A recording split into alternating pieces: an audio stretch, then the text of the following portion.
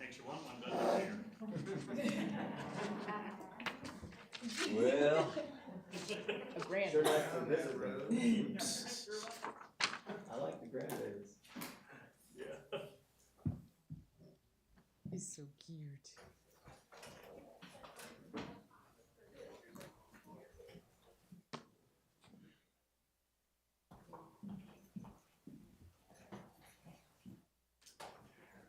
Yeah, you know how it is. Gotta get to council comments. I'll be Live. 2 minutes till we're live.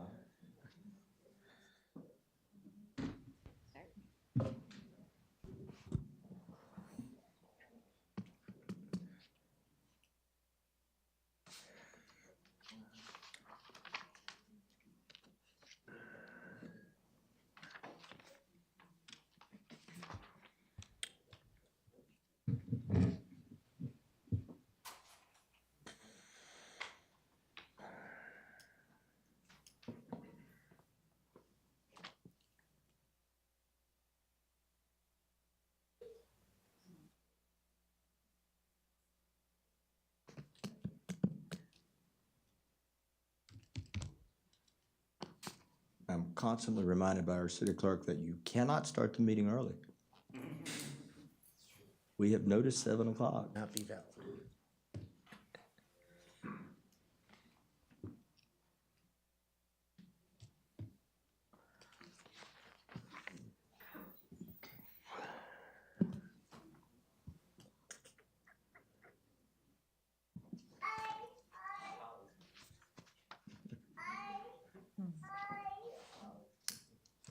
Calling you later. All in favor? Yeah, real potential. I'm gonna go ahead and call the Tuesday, April 6, 2021 meeting of the Oldsmar City Council to order. The first 2 items on the agenda are the invocation and pledge of allegiance, which will be led by our city attorney, Mr. Tom Trask. Please rise. Our Heavenly Father, as we gather this evening, grant us the wisdom and courage to know what to do when it is right and true. May we speak out when it's time to speak out and listen patiently and receptively when it's time to listen. May we always be guided by the spirit of our community, by the spirit of justice, and by the spirit of understanding. In this we pray. Amen. Amen. Pledge allegiance to the flag of the United States of America and to the republic for which it stands, one nation, under God, indivisible, with liberty and justice for all. Thank you. Please be seated. Before we get started, I'm just going to remind everyone we are following the CDC guidelines and asking everyone to keep their mask on unless you're up at the podium speaking. We have ours off up here. That's why we're all spread out and we talk quite a bit. But anyhow, before we get into the citizens open forum, I just think we should say happy birthday to our vice mayor. Aww. Happy birthday. We're not going to sing to you. Don't worry. Please don't. Yes. Not yet. Save it for the end. All right, with that, we will go into the citizens open forum. Is there anybody in the middle of the room who would like to? All right, well, we've got a few rules, and that is you can only speak for 5 minutes. Please give your name and address and make sure you incorporate your city, because we don't want to assume that you're from ours. And item number 7, if you have any comments about that, it's a public hearing. We'll take your comments when we take that item. Okay, I will call up the first one. Hello, everybody. Welcome, and it's great to see so many people here tonight. Suda Yanis Cologne, 402 Arlington Avenue East, Oldsmar, Florida. I am also the Opal Theater Director, and we have something very special for you guys today. Let's see if everything cues up properly. Mademoiselle, it is with deepest pride and greatest pleasure that we welcome you tonight. And now, we invite you to relax. Let us pull up a chair as the dining room proudly presents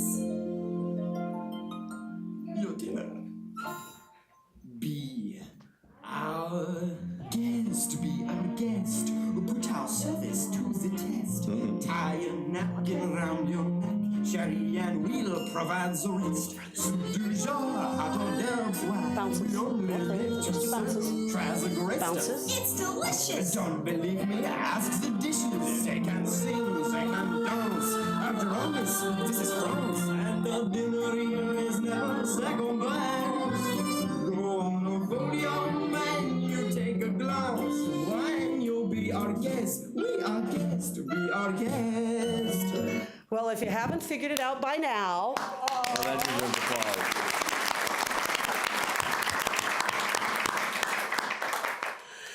we are with Opal Theater, that is Oldsmar Performing Artists League, led by our Lumiere, played by Loki Miller. We also have Chip Potts, yes, there is duplicates here. Chip Potts, played, over here he is, played by Miss Holly Harwood. We have our Belle, played by Miss Zoe Tierka. I try to get last names correct. Also, Mr. Zane plays our Gaston, and Mr. Zane Scharf, and Mr. Jackson, I should know this one because she just ran for council, thank you, is playing our Maurice and our bookstore attendant. We have 16 kids in our performance. Our show is coming up to, we want to invite you all to be our guest on Saturday, April 17th for the live performance of Beauty and the Beast Jr., performed by Opal Theater. Our seating begins at 7 p.m. with social distance family circles of up to 8 members. COVID practices, including face masks, will be required while moving about, but they may take their masks off once they're seated in their family circles. We recommend you bring your blanket or your chair and come out for a great show. We will have food vendors there as well, so from 7 o'clock on, you can come early and grab a little bite to eat and get your space, and then at 8 o'clock promptly, the show will start with all of our great cast and characters. We will also have some photo ops with the cast after the shows, so any of you guys that would like photo ops, or kids, adults are allowed as well, feel free to come and join us. This event is free. I will tell you, if anybody saw our Aladdin production last year in October, we had 575 in the audience. So if you want to come see it, I'd recommend you come at the 7 o'clock time and get a good seating circle so you can enjoy this really great show. If you'd like to, we also, oh yes, we have a lovely poster, ta-ta-ta, for Beauty and the Beast. We're going to have these around town. You guys will be seeing them. I'll hold them for the camera. Thank you so much. We're cued beautifully. There we go. And with some of our cast members on it as well. So you will be seeing these around town in the very near future. Of course, designed by yours truly. And I take a lot of great pride and honor in designing our covers and our posters to make them look really great for our kids. If you'd like to support our program or join us for the next show, you can find details at our opaltheater.com site. And of course, we also are on Facebook as well under Opal Theater. Our next show is actually going to be scheduled in October later this year, and by popular demand, they have chosen Shrek to be the next one. So yes, you will be visited by the ogre and a few of the fairy tale characters later on in the fall this year. So we would like to say thank you for your time, our wonderful characters that came out. Don't suppose there's a photo opportunity without holding up too much time, is there? Or maybe But you know later. what I was thinking when you were saying, if you want to do a photo op on the 18th, I was thinking, man, I kind of want to do one now. What do y'all think? We would love that. We'll just do it real fast. Do it quick, thank Only you. if Lumiere keeps holding his hands up. That's it. Okay, no burning any butts with your hands. If council would come on down and the kids will line up in front of you, thank you guys. We appreciate with the this report? opportunity. You're gonna have to burn Mayor Seidel just for one photo. First one's clean, second one, why don't you guys line up in front there and I'll have them turn around and join you. And the kids will keep their masks on. Everybody will stay properly with protocol. I'm sure we've got plenty of cameras here. All right, Lumiere, go right over there in front of the mayor. Okay, go on over there, guys. Go ahead, Miss Chip. They don't bite, I promise. I promise, they don't bite. Beautiful. Teresa, jockey for position if you need it. There you go. Look her way first. Holly, look over here. There you go. Okay, now look Teresa's way. Great. Thank you very much, Council, for your time. Thank you to my characters. Come see them on April 17th. An absolutely great show. Thank you, everybody. You guys can head out. Thank you.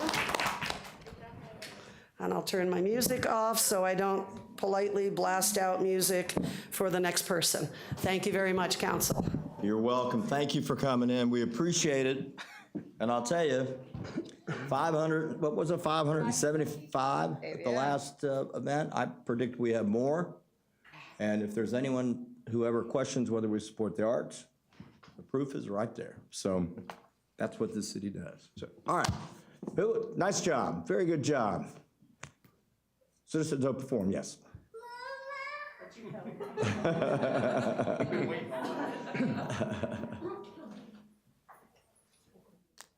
Kelly O'Brien, 343 Tavernier Drive, Oldsmar.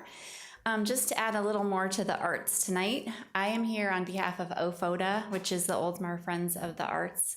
And I would like to formally introduce our gang of directors, if that's okay with you. I'm going to start with Amber Stevens.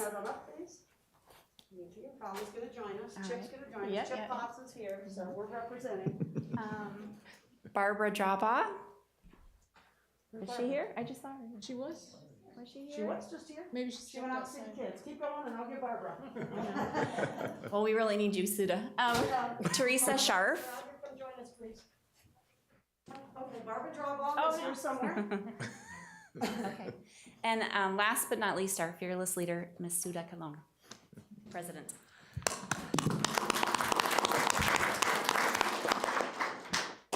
Thank you again, guys. Oldsmar Friends of the Arts is now formally a 501c3 charitable organization.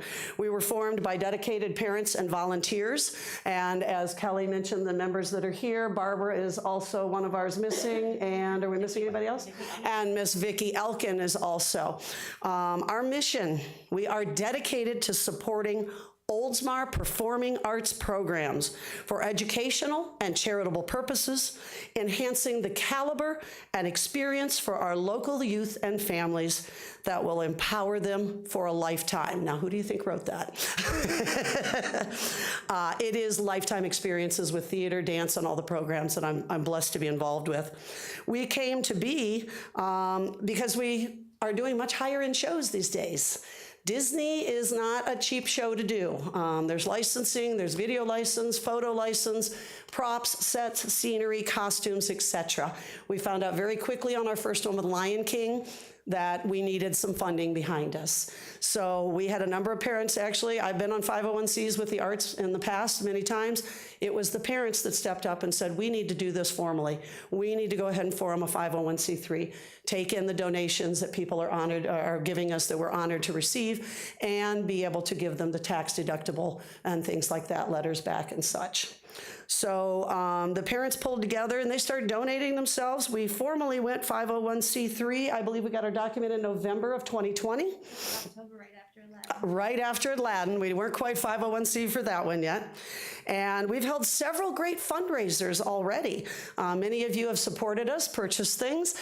We've had some virtual auctions that have been very successful, and we're looking at continuing those as well. Also, the Beauty and the Beast show. This will be our third performance that we've supported. Our first one was Lion King. We saw 200 people at that show, I believe. Our second one was Aladdin with the 575, and we are hoping to really blast that number away for our third show, which is Beauty and the Beast. The 501c3 also has its sights set to support other programs within our community. Currently, there is the dance program that they are there if a child cannot afford dance. Then the 501c3 can help that child. We want it, and you guys know that know me, know my goal has always been everybody gets a chance to be in our programs, no matter of finances or struggles that we face or anything else. So we are very honored to do that. Also, our hopes in the future are including a community choir, which we've been doing for several years at Christmas time, and we'd like to build on that because our choir members keep saying, when's Oldsmar going to get a community choir? And I said, as soon as I can get the 501c3 behind us. Also, we're also hoping to get to adult theater again. Oldsmar used to have 3 theater programs. They had youth, teens, and adults. We've brought back the teens or youth very well, and we've had a lot of adults that have been interested in also getting in and performing with us. So we're hoping some of those are the things for our future. We are planning a larger event, a live and silent auction, Mardi Gras event for the end of February 2020, COVID and everything rules based, but we will plan forward and see how things go and try to look at doing a little bit bigger event that we can hold every year. These will tend to be more art style events, part of the reason we've chosen a Mardi Gras theme also. If you wish to support our cause, you can always visit Oldsmar Friends of the Arts on Facebook. We are working on our website as well. We refer to ourselves as Friends or OFOTA, and we consider ourselves Friends of the Arts, literally. So we would also like to establish regular communications. We're here to tell you about who we are today, but we'd like to come in regularly to council and let you know what we have coming, what's going on, where we can use some help. Staff has been wonderful working with us on these programs and these bigger events and things like that. We're very honored to have all of them that we work with, from Felicia to Chip to Bryn to Ann, and others that are making these things possible. So we'd like to request maybe even being put on a future agenda, quarterly or something like that, or some type of regular reporting that council might see fit of us being able to come in regularly and keep you apprised on what we're doing. Because as you guys know, one of my favorite sayings is, together we can do great things. So who knows where that comes from? Testing, teacher testing, who said together we can do great things? Mother Teresa. And I didn't find that out until after I started using it, and I looked it up, and it actually came from a great lady who does believe working together can make great things happen. So we thank you for your time, council. We thank you for your support. Many of you have supported us as well, and we look forward to growing together in the arts in our future. Thank you very much. Thank you. Good job. Good job. I'll tell you all, I'm sure I speak for the entire council when I say how happy we are to know that you have formalized the organization, and that enables you to establish all the regular reporting and all the requirements and to grow. And so it's an exciting time. It's a very exciting time for the arts here. And so that probably just ended your 5 minutes. All right. It looks like. Here we go, one more. You have to go up and say your name, give me your address.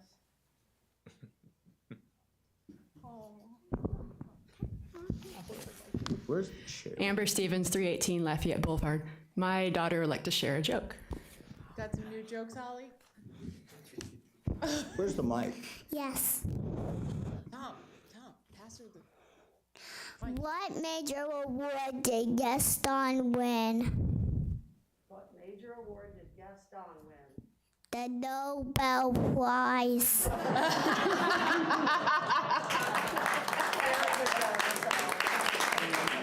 Go give this to Andrew.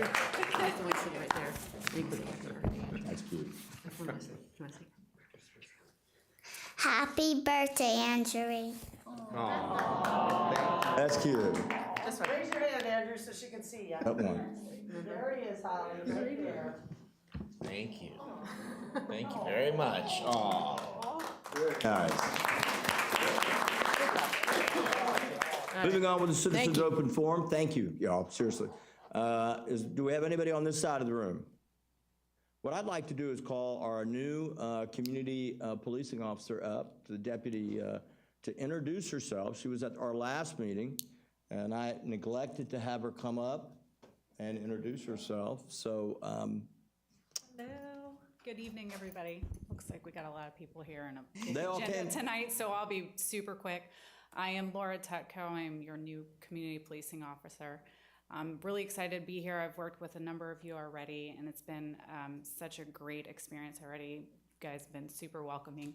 I've been with the Sheriff's Department now for a little over 2 years, and prior to that, I just moved to the area 2 years ago. I was from Fairfax County, Virginia. So I was born in DC, and I was a police officer for Fairfax County for 7 years. So excited to be here. I've had a great experience, and I look forward to seeing you guys more often. Well, we've heard nothing but good things about you so far. Oh, good. Yeah. So welcome. Well, Thank you, thank you.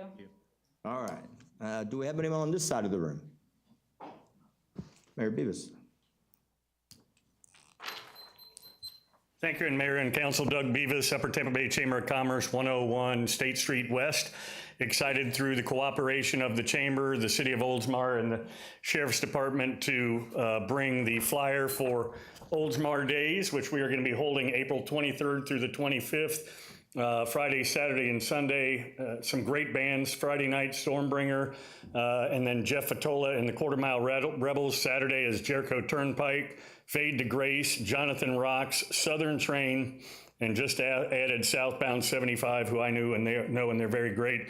Sunday, the Black Honkies and the Shake Society. So we have a full lineup. We've met with the Sheriff's Department and the city about our social distancing and our guidelines, and so we're ready for that. And also the parade is on Saturday, the 24th. If you are a business or an organization like the Opal Theater that would like to be in there, they're in it and promote something. It's free to be in. Just contact the chamber, oldsmardays.com. Also, if you're a vendor in the area and you would like to have a vendor space out at the park, we have actually more room than we do normally for vendors because we don't have the carnival that we normally have. So we've spread everybody out all over the place. So we're really excited about that. And the second thing that I'm here to bring to you is through the cooperation with the county and Commissioner Eggers and the city of Oldsmar, we are really excited to hold a Oldsmar job fair that's going to be happening May 15th. That's a Saturday, which is kind of different. Normally they're during the week, but a lot of people work during the week. So April 15th, it's going to follow a lot of the same things that Congressman Bilirakis did. So we're going to probably have 50 to 60 vendors at the Oldsmar Sports Complex on the hockey rink. And so if you have, we continue, Mayor Seidel and I were just at Cypress Golf the other day, and it's the same message that we hear from construction companies, from manufacturers, from hotels, from restaurants, from the medical field, is the lack of employees. So we're excited about this. We're finishing up the flyer and we want to get that out. We got about 6 weeks, so we should have plenty of time. So if anybody on the council knows anybody that is either in the job market or that is an employer and looking for some employees, predominantly, obviously it's going to be in the city of Oldsmar, but also the chamber footprint extends a little bit beyond, which also might employ our city employees. So we're really looking for an opportunity for some of our city employees, or not city employees, but our city residents. City employees. Yeah, that's what I meant. Sorry. It's funny, I said that twice and you didn't catch it till the second time. I caught it the first time. I was waiting for you to catch your breath. I did catch my breath, so I figured if I stormed right through it. But our city residents to really have an opportunity to live, work, and play here. So we'll keep you posted on that, but that's May 15th, probably from 1 to 4 o'clock at the Oldsmar Sports Complex. Again, thank you to the city and the council for that, and we'll give you more details as they become available. Thank you. Excellent. Thank you, sir. Good work. All right. Do we have anybody else on this side of the room? Pam? Oh, yeah, you want it? I just... Good evening. I'm Pamela Settle, 439 Lakeview Drive. I wish I had a joke to open with tonight, but I don't have one that good.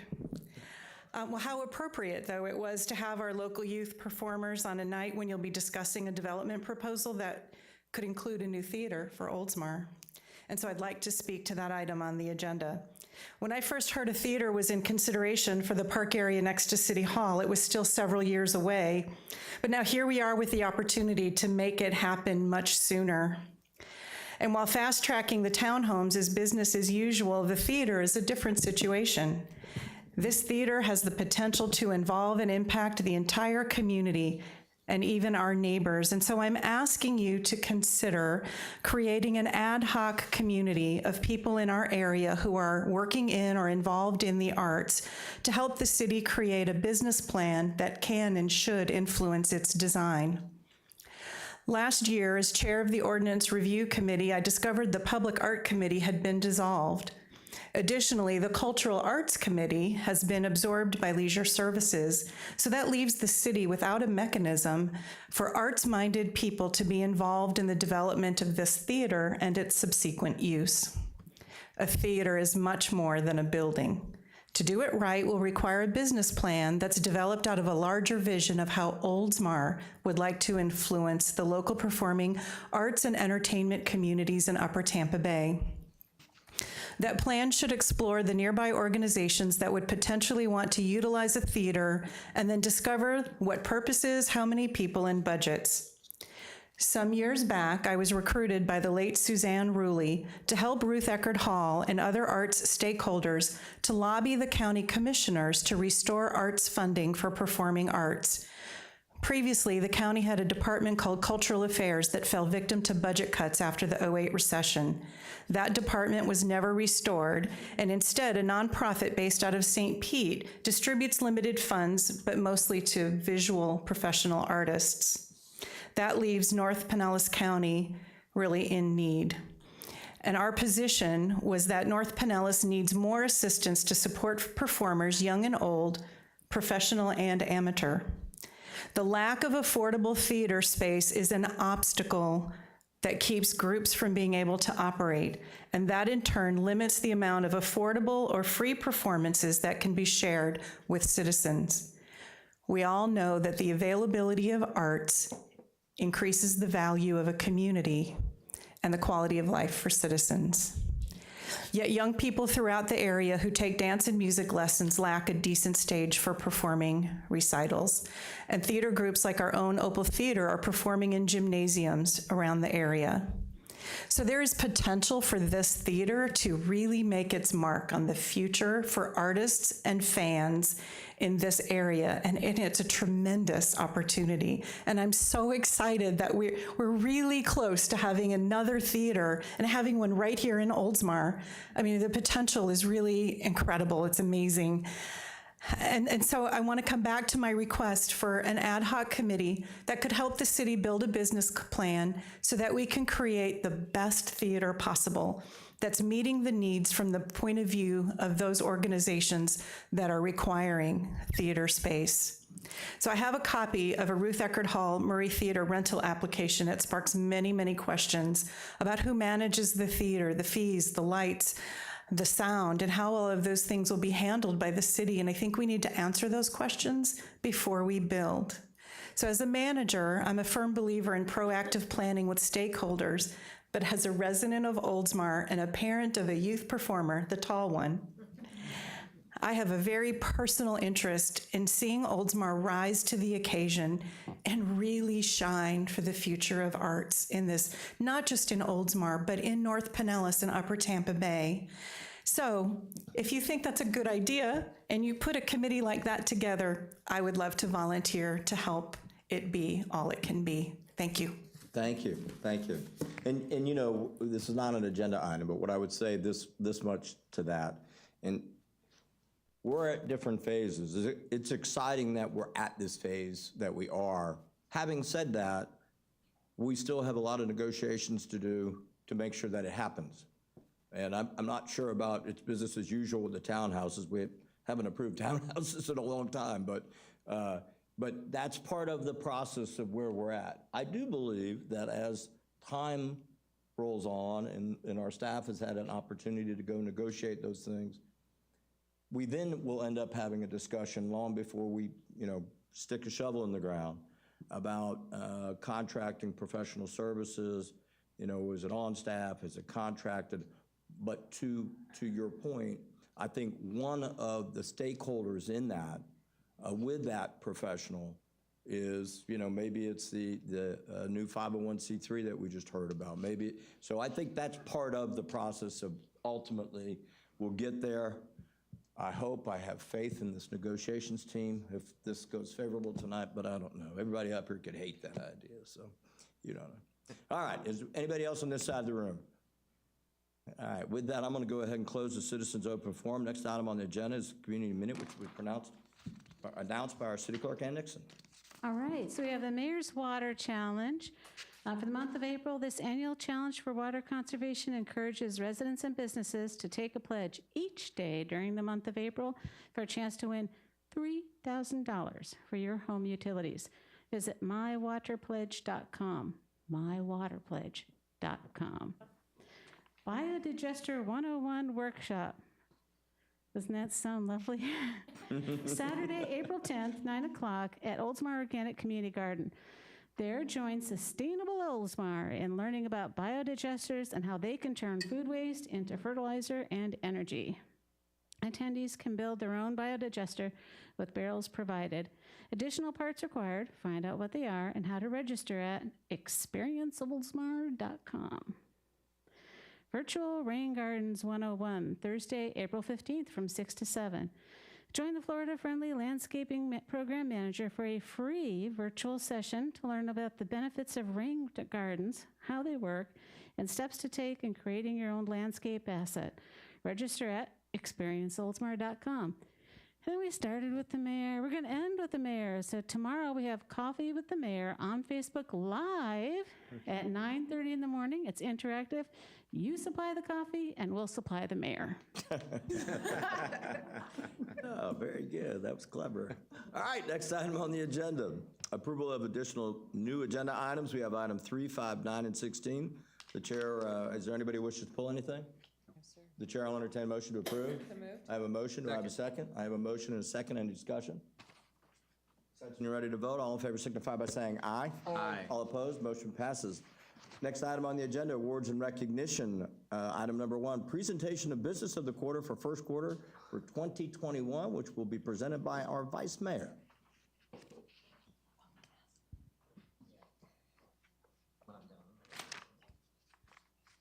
The birthday boy. We can give him applause. Come on up. It's always nice. Good evening, everybody. All right, so I've been tapped to present the Business of the Quarter Award for 2021, first quarter. And that award is going to be going to the Upper Tampa Bay Education Foundation. So, Joe, would you like to come up? And then we'll bring the rest of the group up afterward. I'm going to read a little bit of an introduction, and then we'll go from there. The Upper Tampa Bay Education Foundation, also known as UTBEF, a 501c3 organization, has a simple mission: to enhance the educational and cultural opportunities available to the youth of the Upper Tampa Bay area. We strive to make our community a better place by securing donations to bring opportunities to students in need throughout school, mini grants, and student scholarships. Begun in 2004, when a local visionary established the Oldsmar and Upper Tampa Bay Scholarship Fund with an initial contribution of $125,000 from a local Oldsmar resident, with the caveat that the Upper Tampa Bay Chamber of Commerce match this amount. Over the next 2 years, various fundraisers and with the help of several of our local chamber businesses, the matching funds were raised, and in December of 2006, the Upper Tampa Bay Chamber Education Foundation was formed with an endowment of $250,000. Since 2006, the UTBEF has been awarding $2,000 scholarships to high school seniors from Eastlake, Countryside, added in 2018, Stickles, Alonzo, and Lato High Schools. In addition to the 5 scholarships, the UTBEF provides annually $600 STAR grants, which stands for Student Teacher Achievement Recognition, to 14 elementary and 4 middle schools within the chamber footprint. In early 2019, the UTBEF began a program where local chamber business partners could sponsor a school for a STAR grant. This is a great opportunity for a local business to have a direct impact in our community and to encourage and celebrate exceptional students and the teachers who mentor them. If you'd like to know more about the Upper Tampa Bay Educational Foundation, please check out their website at www, want to take a guess? UTBEF.com or .org. I messed it up. .org. Don't take a guess. Don't take a guess. So the schools served, as I mentioned previously, the high schools are Countryside, Eastlake, Alonzo, Lato, and Sickles. Middle schools, Davidson, Farnell, Smith, Webb. And the elementary schools, Baycrest, Bellamy, Bryant, Citrus Park, Davis, Deer Park, Dickinson, Forest Lakes, Lowry, Morgan Woods, Oldsmar, Town and Country, West Chase, and Woodbridge. So with that, I'd like to present you with the 2021 First Quarter Business of the Quarter Award. Andrew, a couple of the board members here, if you'll come up, I'll introduce you. This is Lethea Bowen from Carwise Middle School, Sheila Nestler from, Catalyst Marketing, and Paula Saraki from Impact Graphics. I guess I'd like to say thank you, Andrew, for this award, and certainly thank the council. It's been a very good year for us. We do a lot of good things. We're not real good at tooting our own horn, but this helps. This year, I was looking at the numbers. I mean, we gave away over $20,000 in scholarships and STAR grants to the schools that we support. And it's we were able to do that, and we still maintained the endowment, which started at $250,000, and we've been given $8,000 to $10,000 a year. It's over $300,000 right now. So, and I'm going to turn it over to Sheila because she's going to talk a little bit about some great things we got coming. Thank you. First of all, I love the fact that Oldsmar is focused on their children because that's the future. And one of the things when we started looking at what we could do at the very base level, the elementary students and the middle school children, because they've struggled, everyone's struggled because of COVID, but we don't want to stop their learning momentum. And we sat there and said, what's the best way we can do that? A lot of times it's getting our small business owners involved so that they can have a greater impact. Everyone expects the large businesses to do it because it's the right thing to do. We want small businesses to do it because it's the smart thing to do. They're their future employees. We've got AJ with Callisto Art. He was the Small Business Owner of the Year for Upper Tampa Bay Chamber. He became an all-star. So one of the things we wanted to do was continue with this all-star messaging, and we're having a fundraiser on July 13th. It's the All-Star Game, which I guess is now going to Denver, but we don't care because we've got 19 restaurants in the Upper Tampa Bay area that are donating 10% of their entire sales directly to the schools. What we're funding is the grants because education budgets have been, basically hacked because of what they've had to allocate money for COVID. We're providing basic needs, school supplies, ability for the kids to go to special camps, basically getting the kids motivated to keep on learning, and keep on keeping on. So thank you.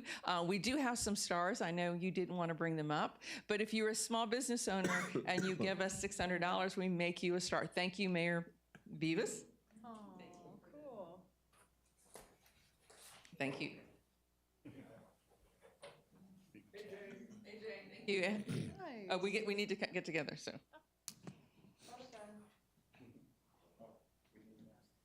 Oh, yeah, let's do a mask. AJ,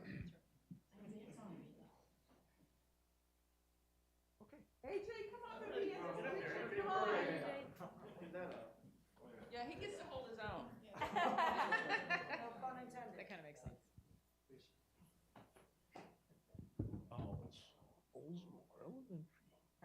Thank you.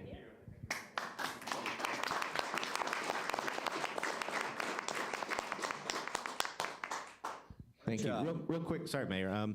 Joe, is the awards dinner still happening? Did you want to plug that too, or? The Chamber Awards? Yeah, because that's when the scholarships come out too, right, or not? Yeah. Traditionally. Yes, it is happening. June something? Okay. Just figured I'd give you the chance. Have the date, but it's All in right. June. It's going to be at East Lake Woodlands. We'll have 5 scholarships for 5 students from Countryside, East Lake. Plato, Started this. Alonzo. Yeah, exactly. Those are the Sickles. 3 schools. Yeah, right. Should have put them right in front of me. Yeah, so that's it. Dinner in June. Yeah, and I wish I had the We'll date. make sure the information We'll get it. gets announced up here. when we know the actual date. Just, All right, thanks, Joe. good job, good job. Give another round of applause. I say this more and more, but I am reminded of, I think of Mayor Beaverland a lot, because I remember when that donation was first made and who made it, and the work that took place to raise some money to match it. And so it's really exciting to see it continue to do the job that it does. That's terrific. All right, item number 2 under awards and recognition that we're going to move. Unfortunately, the recipient's family could not be here, and by moving it, they will be able to be here, which we'd like to see happen, so we're going to skip that item. Next, we'll move on to the Community Redevelopment Agency. Item number 3, consideration of conceptual plans submitted by Devin S. Rushnell, LLC, for the city-owned property located adjacent to the Oldsmar Public Library. And so here's what we're going to do is we're going to allow for a brief presentation by the developer, and then we'll have the opportunity to ask questions. If staff has anything they wish to add, they'll be able to add it, and then we'll go into a council discussion. So I'm assuming that John Buse is coming up to do this. So Mr. Buse, the floor is yours. Thank you. John Buse, 150 State Street East. All right, well, tonight we're talking about the site plan primarily for the parcel, but I want to let everyone know it's preliminary in the sense that generally speaking, the boundaries are going to stay the same, but especially when we get to the theater, by no means is that etched in stone at all. It's a placeholder at this point. It's a pretty picture to get some, I like to say, to get some positive feedback as well as some constructive criticism so we can kind of make it better. So we are a long way off from the design of that. But generally speaking, I want to make sure we start somewhere, and this is our starting point. So today, I will spare the story because we told it a few weeks ago about the idea for the theater, but one thing that stays the same is the idea was that it's been here for 100 years. The idea is the theater was part of the fabric of the community. So when you see the pictures you're about to see, that as kind of needs to stay, in my mind, part of the overall theme. But how it looks, there's 1,000 ways to create beautiful architecture. This is just one of 999 more to consider. So the first is just preliminary site plan. This was just to try to show the boundaries and up front, most importantly, up front is the live-work units, a little small in this particular version, but all the units that front St. Pete Drive are designed to be of the live-work variety, small cafes, professional offices, home offices. You have even some retail, but they're in the 500 to 600 square foot range, and they're at the front of the building, and they're up at ADA level, so they are true storefront style buildings. You'll see some images of that later on. But on this site plan, I want to also point out that in the back of the top of the map there, where you see lots of pretty green trees, that is the School Street and the current city-owned lot that's split by the ditch. That is designed not to be touched in any way, at this stage anyway, to protect the neighbors, as well as if you look beyond the image, you'll see the existing trees on both sides of the pretty green where it's filtered out. Those are also, many of those trees are not being touched. Inside the site, yes, of course, but I just want to point out that the boundaries are important to protect from, I happen to live on the street, so it's important to me and the neighbors to do the best we can at not impacting those particular houses. So I think we've done a good job of keeping the buildings away from those property lines, and I'm really excited that most of the trees, especially along the ditch, are staying, so those neighbors won't have to necessarily see buildings behind them that they've had trees for 25 years. This is we'll move on. This is just to show those couple of boundaries. This next site plan is to break up the style. So the blue in the middle is all the what I'll call residential parcels. Those are the true townhomes. Those are strictly what we call single-family attached product. They're 6 and 8-plex townhomes. And then you'll see the Odeon in the corner next to the library. That is new. The last time we were up here, the library site was where the Beamworks building is. So that's something brand new to consider today. And then the buildings up front are the live work we just spoke about. Also, I'll add that this particular site plan currently has 94 units. It's zoned for 96, but 94 worked better. as well as there's 42 guest parking and 30 on-street parking, as well as every unit has their own driveway and garage. So this has an abundance of parking well beyond the city code. This next one is just to break out the two phases, and I want to point out that townhomes, as usual, they are a little easier than the theater because we can design them, we know what builders want to see. But I think phase two is important to show that it is phase two. Kind of it's part of this community, it needs to be designed at the front stage, but the building of it will be at a different phase, but vertical. Lots of work to do on that, where the townhomes are gonna hopefully move forward at a much quicker pace. So I just wanted to show that there is two phases to this project. And then now getting into the fun stuff. Come on, there we go. So this is just one interpretation of what the theater building could look like on St. Pete Drive. Remember, conceptual idea only, we need lots of community input, but the style I chose on this one was Mediterranean Revival to mimic the library, which actually mimics the old train station that was never built. So we pulled the old train station out to try. There's a few different details in here that you may not notice that's from the train station. So please, when everyone does comment, architecturally speaking, there's 1,000 ways, remember that. So this is just one. But I did want to point out that we do have the street engagement with St. Pete Drive, and you'll see the steps. That's the main entrance with the marquee, which we would like to see a real marquee there that looks like an old theater. And then this is just zoomed out a little bit to show you the relationship to the library. You'll see to the right, that's the existing trellis, maybe someday the future cafe, that's where the marketing department is now. But you'll also start to notice some activation between the two buildings, that courtyard that runs between it to the parking lot. There we go. I just think renderings at night look cool. That's all why I showed this one. They feel very romantic and real. This one is to show a little closer image of the activation between the library and the Odeon with some fountains. That'll be a breezeway. We could put trellises there. We got lots of opportunity there because the main parking is supplied. The main parking of the Odeon is very important to notice. It's supplied by the parking lot of the library. So I want to point that out. That's allowed to be done in the town center because they're different use times, so we can use that parking. So that's why they engage that.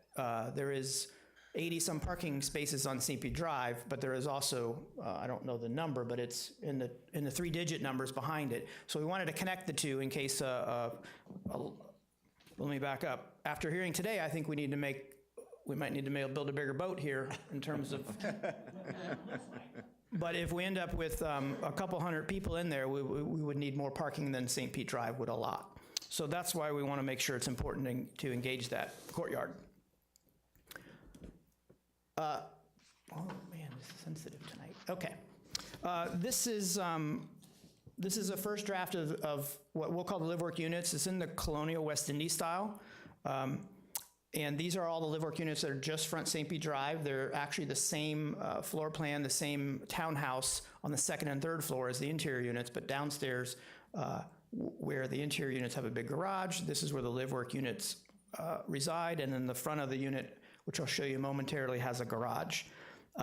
These buildings are also elevated up because of the new FEMA flood maps. We had to be at 13 feet, so we're going to have to raise the plaza in front of the live work units. So we've allotted for handicap access as well as steps. So it won't be down at sidewalk, but what we've created, which we'll also see a few more pictures later on, is how that relationship from the sidewalk and the live work units are. Here's a close-up version of the one on the corner. This is at the entrance to the community right next to the theater. But you start to see the storefront look, signs, the very traditional style. I think a few weeks ago or months ago, I proposed a lot of imagery and ideas. This is actually one of very close to what I hope the end product would be. It actually works on that site, works in the footprint, works in the square footage, it works in all the zoning. So we think it's pretty cool looking and would fit in with the town style here. Come on. There, oh, man. This is just a close-up of that existing sidewalk relationship I mentioned before, just to make sure you understand there's two. But we're making the setback big enough. There's going to be a courtyard, if you will, a 10 to 12 feet between the landscaping and the doors. So there could be small cafes and street presence out there, so it wouldn't be just right up against the sidewalk.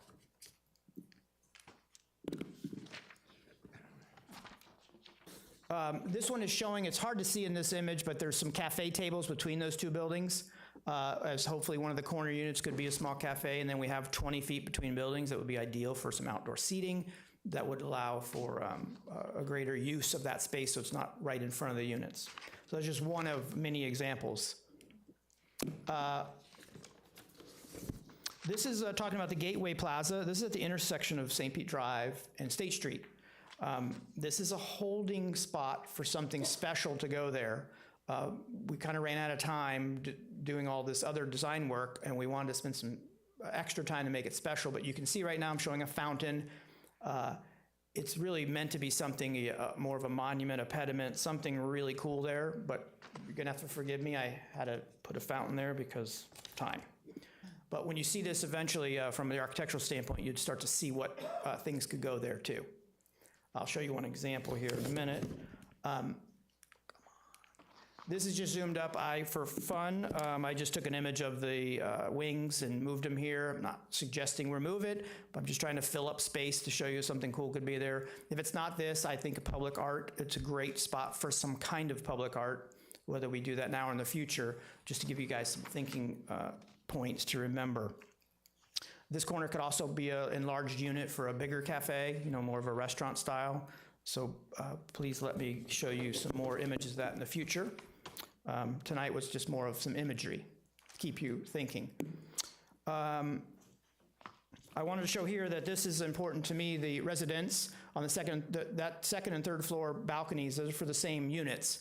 But I think from an outdoor space, this is a great opportunity for those homeowners to have front row seats to the parades, to all the things we do over the years. And then, of course, when we have a vibrant downtown like we're starting to develop now, across the street you'll see a new building going up now. There's talk of some other things going on that will be already ready for that. And so we think that's a premium on St. Pete Drive. This is getting into the interior units. This is a coastal craftsman style. These are strictly residential with the garage, the one-car garage, and these have really 3 cars inside the whole downstairs because of the new FEMA maps. We are, I want to say 6 or 7 feet down at existing grade, so we can't have a living area until we get up high. So that's why the whole downstairs of these will be a garage and storage. But this is just to give you some ideas of the units at the interior of the site. Yep, just another night shot because they're cool. This is just to give you an idea of, this is the front side of, if you're an owner, this is the front side of the live work units. You can see a peekaboo through the Gateway Plaza there between these 2 units. But on the front side, you'll see they look like they're residential, right? They're not commercial. They have the garage, they have their front door. So they very much look familiar, and nothing is out of place in terms of a homeowner wondering how live work units work. It's all done behind the scenes. And this last shot is just kind of a relationship to show you the live work units up front and then the residential behind it. You can see a little bit of the theater to the right, but just to give you an idea of the community as a whole. That's the distance, those buildings in the back, and then the tree line that's still going to stay. And then lastly is just more of a complete site plan that's graphically showing those units that you saw on the first site plan to give you more of a relationship to the library. That's the existing library, the existing parking lot. If you want to kind of connect how this fits in that site, this is the best image to do that.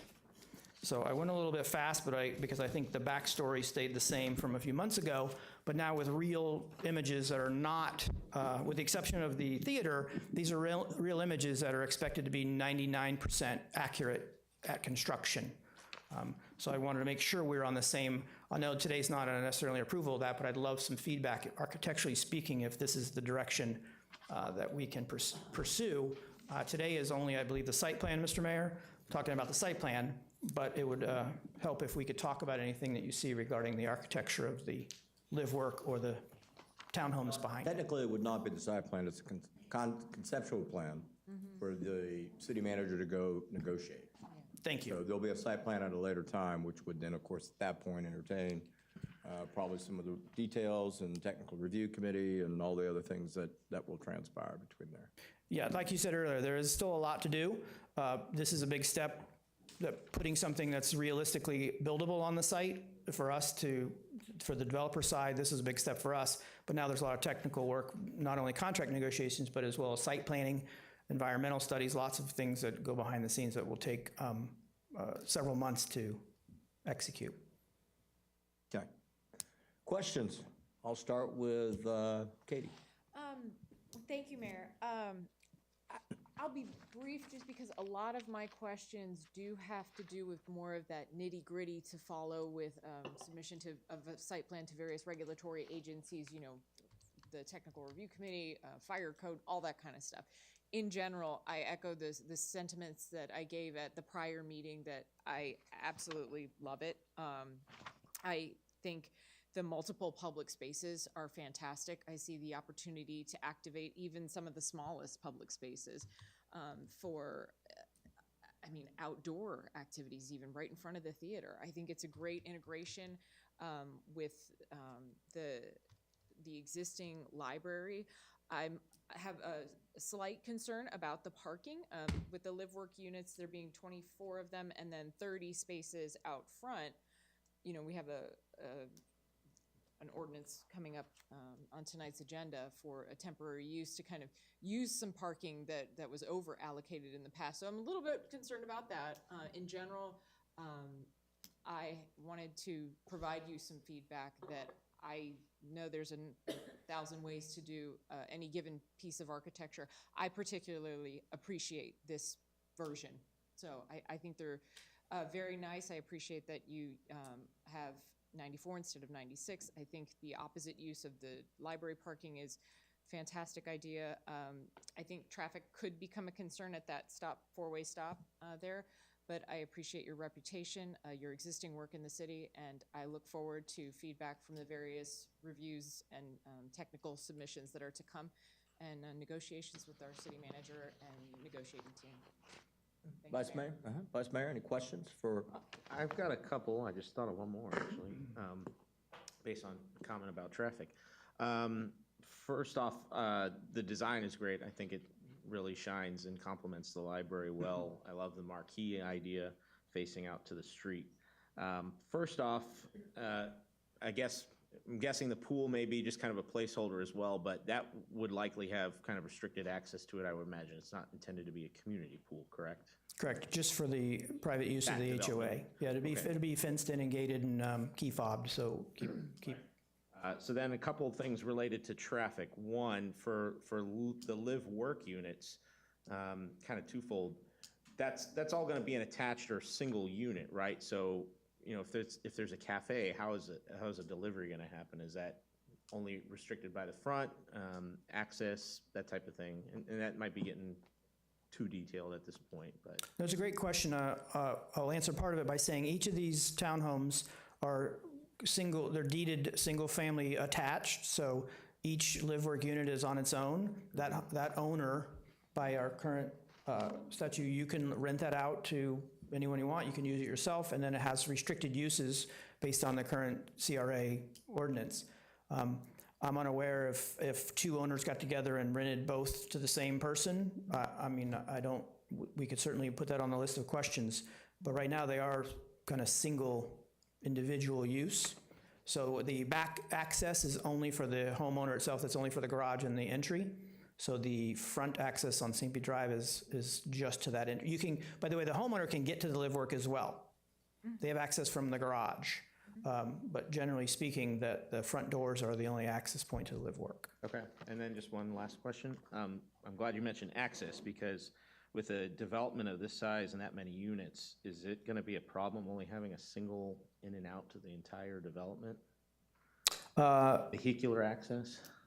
No, not by code or by community standards, it's not. There is one talk of having what we call an emergency access, would be cross-access easement. One of those, if you look at the very top right corner, where it almost connects to the library parking lot. And if you come down to almost to the library, you'll see another. Those are two opportunities, but I would consider those access to not necessarily be daily because they're on city property and have the cross access easement.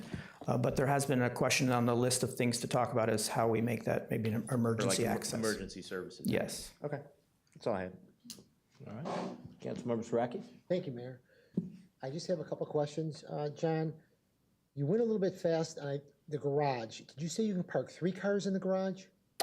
In the storage area? In the townhomes on the interior of the site, and I'll back up and show you this. I did go fast. I was taking some notes and you were flying through it. Yep. So you have storage in the rear, but you said you could actually put 3 cars in that garage? Yeah, if you look on the very first page, if you can go back to the first page, if you look at the interior units, you can see a mini floor plan in there. So you have, if you look, and does this pointer? I'm not sure this pointer will show up on the TV. But if you look, you'll see the garage, there's a driveway, then there's a garage, a 1-car garage door, and then there's a front door by the stairs. And then behind that, all those units, that is all open because it's below flood. So there's a 3-car garage space in all those units. You'd have to move a car out to get a car in, but that whole downstairs, 3/4 of that whole building is storage or garage, and then 1/4 of it is the front door and the stairway and the elevator shaft. So yeah, there's a huge, I want to say it's 1,500 square foot garage in all those units. Wonderful. And the next question is, you mentioned the retail space, 500 square feet. They're all going to be the same. They're all very similar. I'm trying to get a few of them to be as big, based on the mayor's comments, up to 600, maybe even larger, but they will all be at least 500, Dan, and I'm trying to break the building. You can also see that in this image. If you look at the front at St. Pete Drive, you'll see those pop-outs. Those are to try to get a larger space in as many as I can. Last question I have is the theater. Are you visualizing something like Clearwater's Capitol Theater, something like that, where we can have concerts, movies, shows? What's your vision there? Well, my vision started out as the Beamworks building had great shell as a box.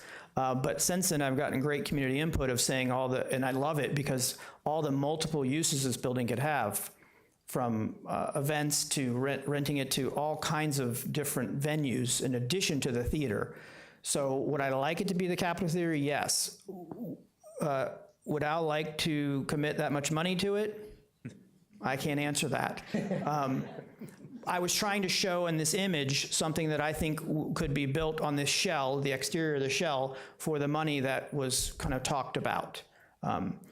But the sky is the limit, and I have a feeling grateful for the volunteers to create some committee to create what is the wish list on here, to find out what that is so that we can put some numbers to it to give good answers. But I think originally, you asked my vision, originally I saw that as saying that's a great building. If I could turn that shell into a black box and do the shell that looked architecturally beautiful, then we could figure out what to put inside because it's such a blank canvas. So my vision today still feels that way. I'm trying to get the box to be big enough to hold all these different ideas and get the architecture great, but inside the building is still a blank canvas because, as you've heard tonight, if we have 500 people, I don't have enough room. So we got to kind of find how many people do we want it to be for and how did the budget work. So the inside, Mr. Saraki, I'm not a theater guy. So I have a plan actually to go visit the Murray here in the next couple of weeks to learn more about that, but that's a lot of work to do to figure out what goes in and how can we make it. But I wanted to make sure that the site that I carved out for it had room to grow. If you look at the site plan, it is not maxed out. I'm just showing an approximate building that kind of mimicked the Beamworks building as a starting point, but we do have some room on this corner piece to make it larger if the budget allows. Does that answer your question? That was absolutely perfect. Okay. Last thing, blessed to have you as a neighbor in the city of Oldsmar. You do fantastic work, and I'm looking forward to working with you on this project, and thank you for all you do for the city. My pleasure. Conceptually, I like the idea. Most of my questions were answered in my meeting with Al and Felicia. The main one I had was at the final location of the theater. And just thinking, driving in from St. Pete and seeing it at the intersection of State Street where you have the Townsend Odeon sign there. I understand parking was an issue to have it there, and then that was discussed, so I was happy that it was discussed. I wasn't sure that I liked that it was dismissed, but I understand why. And then as Councilmember Gannon brought up the parking issue, and just the amount of understanding of parking that I have now, going through this process to serve on council, is incredible. But just being able to use the parking lot over there, I understood it, and then keeping the aesthetic with the library, I also like. So conceptually, I did like it. I had a couple of those questions, the same thing about the pool as well. Do we put them in different places? Do we use that green space for everybody, or we make sure that it's a pool? But in general, I was for it. It was just those couple of things, but basically have already been discussed. Very good. I had a couple, or is that it? Can I? Question was? I'd like to comment Go on right that. ahead. Well, so in the development world of the residential national builder model, which is who we plan to build this, we broke it out, and I'll show you. That's why I'm showing you this image. So everything in that blue behind is what we call residential. So they will expect that to be private, not gated, not necessarily gated, although this could be gated behind the public space. But that pool, that green space is really dedicated to the residents, and the builders would expect that. So that's why I kind of highlight this to show the public, private, if you will. Those buildings that are up front on St. Pete Drive, although they're private and the access is in the private side of the community, the public gets the front side. So typically the builder wouldn't want the public space being within that residential community, since we're doing all of it out front. Does that make sense? So I want to point that out. It's a very great point. It does, yeah, and it was just a matter of having the pool there, or was it just going to be green space? I just marked down a couple of things, public or private pool, green space, that sort of thing. And Gotcha. We discussed it yesterday, but thank you for the clarification. Yeah, and at this number of units, they would want to expect a pool and a small. It's not even a clubhouse. It's a small bathroom facility with a covered area. All the national builders will expect that at 94 units, and so would the homeowners as well. Sure. You good? All set, thank you. All right, I have a couple of questions for you. You've answered most of my questions in the presentation, and the other council members have asked the questions. I want to talk a little bit about the units. And of course, the green space and that kind of stuff related to the pool, our intention would be, of course, you're buying the land. So it's a private development, right? And so I'm sure that you're open while the discussions are kind of free-flowing, and I have no doubt that they'll have many different opportunities as to the best way to tackle this when you get into more detailed negotiations with the city staff. I'm sure you're also open to simply say that corner piece at 2.6 acres as a carve-out, that the city continues to own it, you're never buying it, and if the city ultimately decides we'd like the design, but we want to go do it. Because I think there are a lot of things, to your point, with people who do nothing but theaters, right? Where they say, hey, listen, the ceiling has to be so high because of props, and you got to have backstage access, and you got to have this, and you got to have that. So I'm sure you're open to that type of negotiations to say, it's a carve out, we're going to sell you the rest of the land, and we're probably going to, go work on this if that's the way things work out. Is that correct? Yes, that is my understanding of the arrangement as well. And that's why this slide, Mr. Mayor, kind of indicates the two phases, because they are either together or not. They're not dependent on each other. Right. And you did mention it, but the wings that you moved over to the placeholder, you're not suggesting we move the wings there, are you? Or are you? No, I was just, I ran out of time. I said, well, let's do some public art, go take a picture, throw it in there. The idea was public art. But no, I'm not suggesting we move the wings, nor am I. Because that's going to get added, the price tag will get added plus commission to that. Okay? All right. And you mentioned, and if you would just talk about it very briefly, the theater design, and I recognize, like I said, that could be a carve out, we go do whatever, but part of the value you bring strategically is your design work, right? And so, can you speak a little bit more about the design work that you did there? Does it mirror anything that's original? I know that's originally, well, actually the library next door is where the very original community theater was. That's correct. Right. And so I'm just curious. Well, that building, although beautiful, didn't have a lot, it wasn't historic, right? It was It's historically old. it was a ranch style. It was not a nice building. A ranch style brick building with a front porch. I mean, it kind of had that style. So there's none of that carried over. This was really exclusively from the original train station and the library next door. So you'll see the main body of the building where the marquee is influenced by the marquee in the library. Not the same, but they have the same style, the Mediterranean Revival. This has, it's kind of hard to see here, but this has some columns like the current columns, but behind it here is a small box office. You know, I really want, even if it's the Black Box Theater, we want to treat it like it's been there. Again, I told you a 100-year-old building had a box office, so we would want a box office. So that's why I'm showing a few of what I call the minimum viable product here is we have to make this building, whatever it looks like, make it look historic. So element-wise, that's the main focus is how does that, and I call it the Odeon, that's just the nickname I mentioned before. That's where that came from.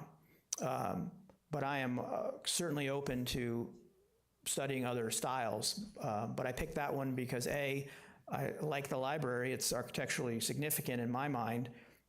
And if you look at the train station, although the images that you can get are fairly small, it has the same tower idea. There's some similar features to that.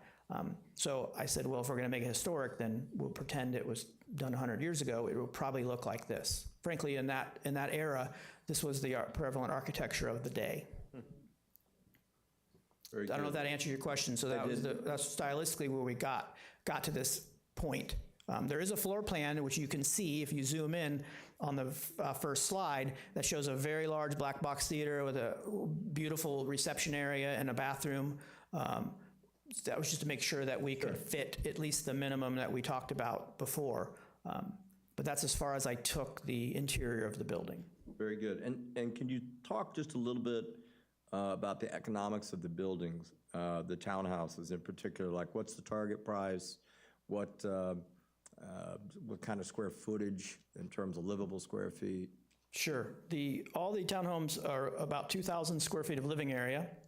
The target price today anyway would be probably in the high threes, low fours. The live work units would be more because the whole downstairs or half the downstairs will be finished to a commercial level, would have a bathroom, things of that nature. But the townhomes in the interior of the building would start there, and then some will have a premium based on the views. All along the back way, you look at it's a DOT pond, but it's a premium view because you don't have any neighbors, so it would go up from there.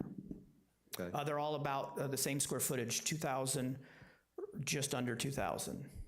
Okay, and just in general, and I recognize that this number could change quite a bit, but when you look at the overall project, what kind of financial investment is it on behalf of the developer investing into that part of our community? I would say in the mid $30 million range is my best guess today. Okay. I did some math. I don't know if it's accurate until I show Al about the tax base, but I think that should be part of the conversation too. You know, what that generates county, city.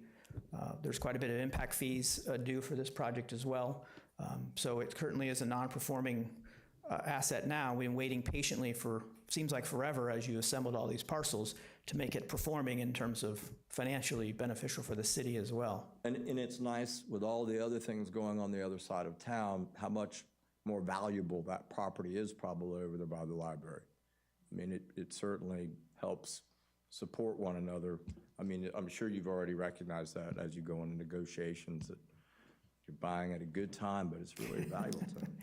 Well, we created the own value by having the idea to a better use of this. We have hotel opportunities here. We've had a big apartment buildings with parking garages, all probably financially beneficial to the city as well. But I don't know if the scale of those met what we had envisioned when I was creating the kind of the downtown plan. Also, the library, of course, has always been our anchor at that side of town, and with the city hall at the other.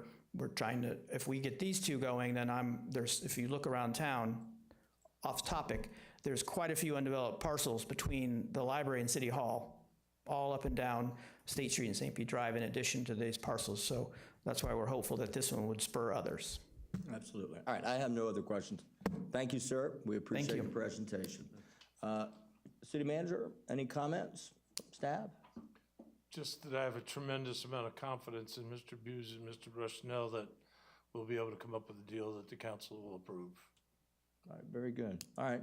Well, then this is what I'm going to do. I'm going to entertain a motion to authorize the city manager to negotiate the development terms with Devin S. Rushnell, LCC, for the implementation of the submitted conceptual plan for the purpose of a discussion, of course. And So moved. so I have a motion, and I have a second. All right, discussion? Any comments anyone wishes to add on the council? I'm ready to see a. Yeah, listen, the only comments that I have is that I think our citizens are encouraged by it.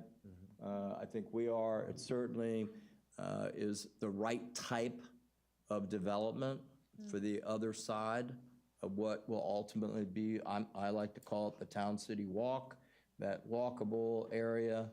And so I think that I'm hopeful that we're able to get the terms and make a deal. All right, I have any other discussion? All right, sensing you're ready to vote. All in favor signify by saying aye. Aye. Aye. All opposed?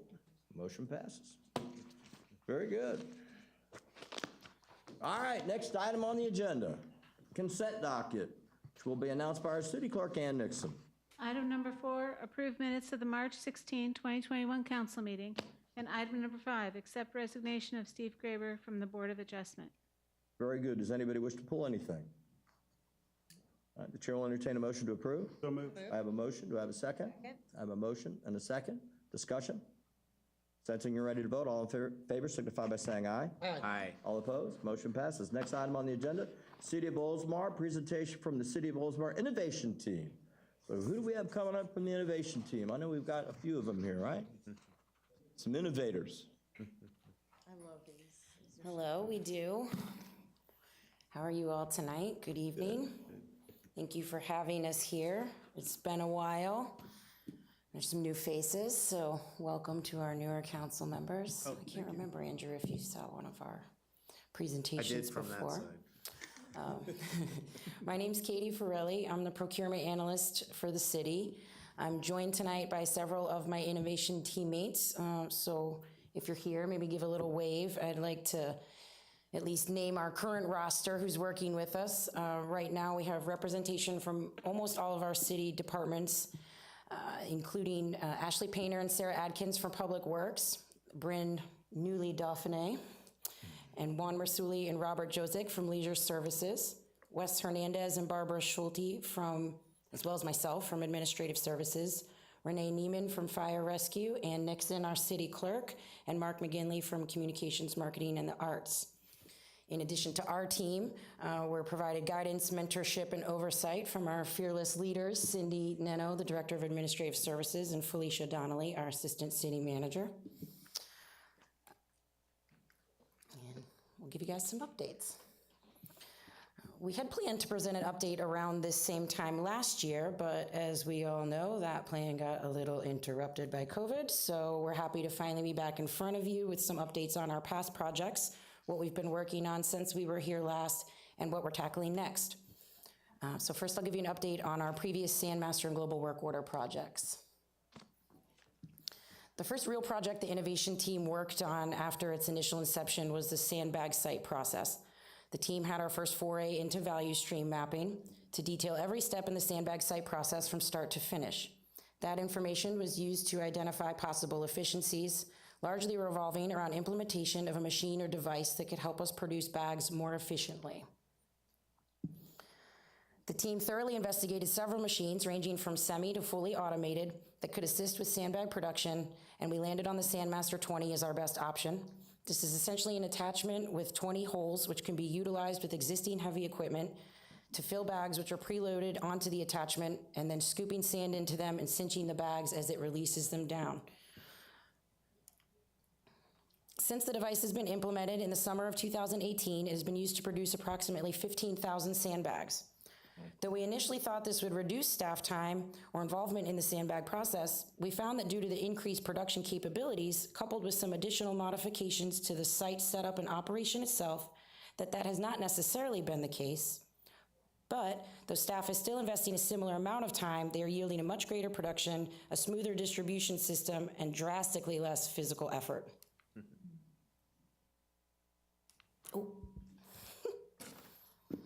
In addition to the sentiment shared here by the city engineer, Daniel Simpson, we have received a lot of positive feedback from the field staff regarding the reduction of physical labor needed for this endeavor. The next larger project the team worked on involved improving internal communications throughout the city and managing interdepartmental work requests through a global work order system. Not only could this provide a central location for all users to create work orders, but also expanded our ability to track work orders and generate reports. It was determined to implement an available module from our city's existing enterprise resource software, ADG, and the team worked on mapping the various work order types that are applicable to all of our city departments, the approval chains required for those work orders, and notification contact lists for who should be notified when there's a new work order, when it's completed, etc. Since implementing the global work order system in 2019, it is in full or partial use by 8 different city divisions. Some interesting observations and follow-ups have surfaced since implementation, including a realized need for some additional programming to help close the loop between work order creation and closeout. Additional notification features could be beneficial, as well as the fact that one size doesn't fit all, and that departments who rely on more in-depth and back-and-forth information sharing in order to complete work orders for other departments may not have that need best met with the global work order system. As you can see from this data, the system is most widely used by our facilities division, and it seems to be working very well for them.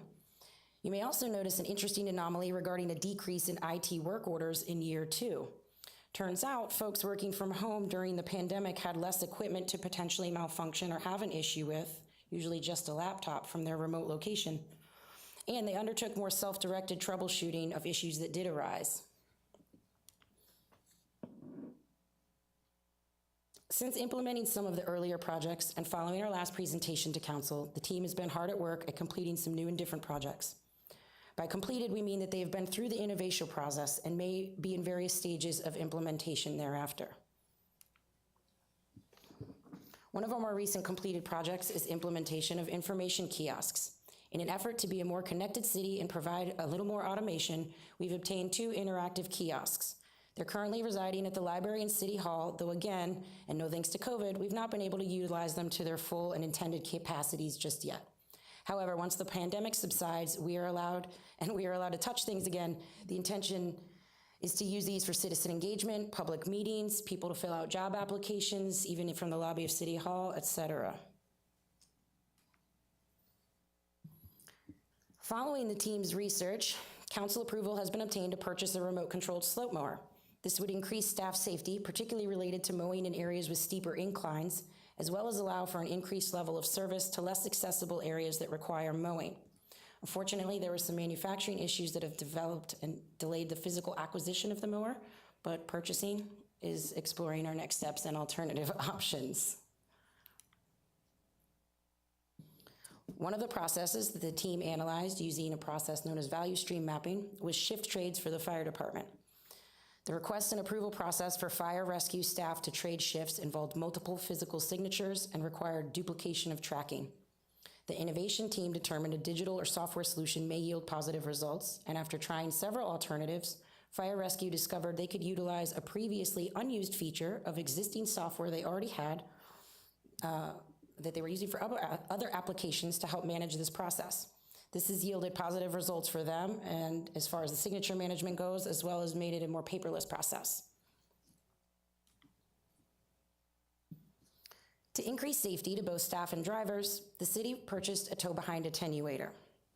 The attenuator was not an innovation idea, by the way. This was something that I believe our assistant leisure services director was interested in getting to increase staff safety. The attenuator absorbs impacts as well as provides highly visible directional arrows to draw attention to people working and help divert traffic away from the work area. Use of the attenuator, particularly on state roads, comes with some new time restrictions that were not otherwise applicable to the city's median mowing efforts. The mowing process involved setting and resetting warning signs as they moved along each section of the median. Trying to accomplish that in the more restricted time frame required, now on account of having the attenuator, was causing the median mowing to take longer than it used to. The innovation team again utilized value stream mapping and found that this problem could largely be alleviated by the inclusion of additional warning signs, which would allow the process to work over a larger section of median. The recent work on State Road 580 that was performed by DOT provided an opportunity to test this theory, which yielded positive results as far as the completion time was concerned. And from that, it was determined that additional signage would allow leisure service crews to now complete the median mowing within the same amount of time as they could before they purchased the attenuator, only now with a greater amount of safety to staff and the drivers surrounding those mow areas.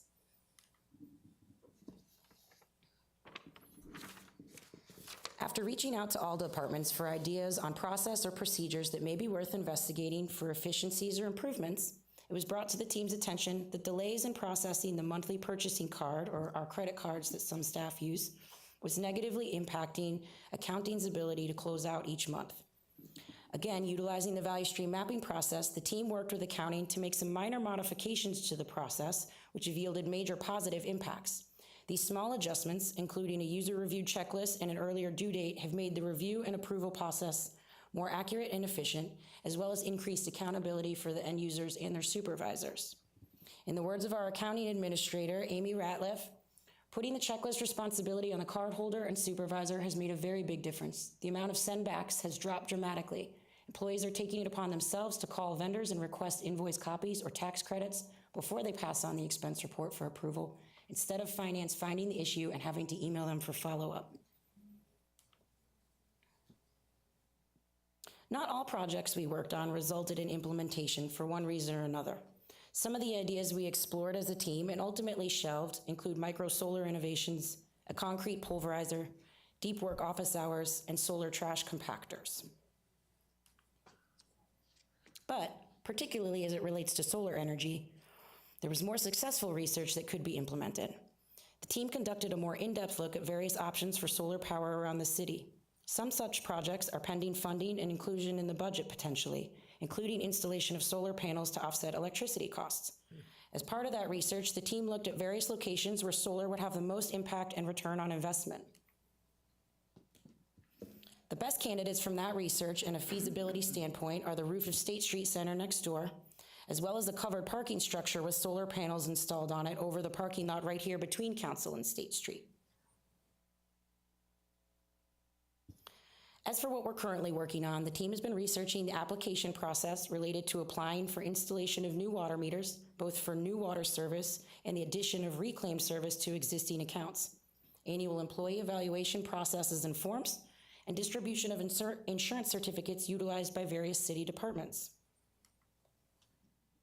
Some suggestions for future research the team has received include pandemic-era community outreach and continuing that beyond the pandemic once it ends, automation of assessment searches, efficiencies in the inactive storage and asset disposal process, tracking public records requests, and streamlining special events forms and application processes. In closing, in the words of one of the greatest innovators of our time, Steve Jobs, innovation is the ability to see change as an opportunity, not a threat. I'd like to give some special thanks to our team member, Barbara Schulte, for putting together this beautiful PowerPoint presentation, as well as all the team members for contributing to its content and helping me work through my jitters. Do y'all have any questions we can answer? Very nice, very nice. Do we have any questions from council? No, I can't wait to see what's next. Yeah.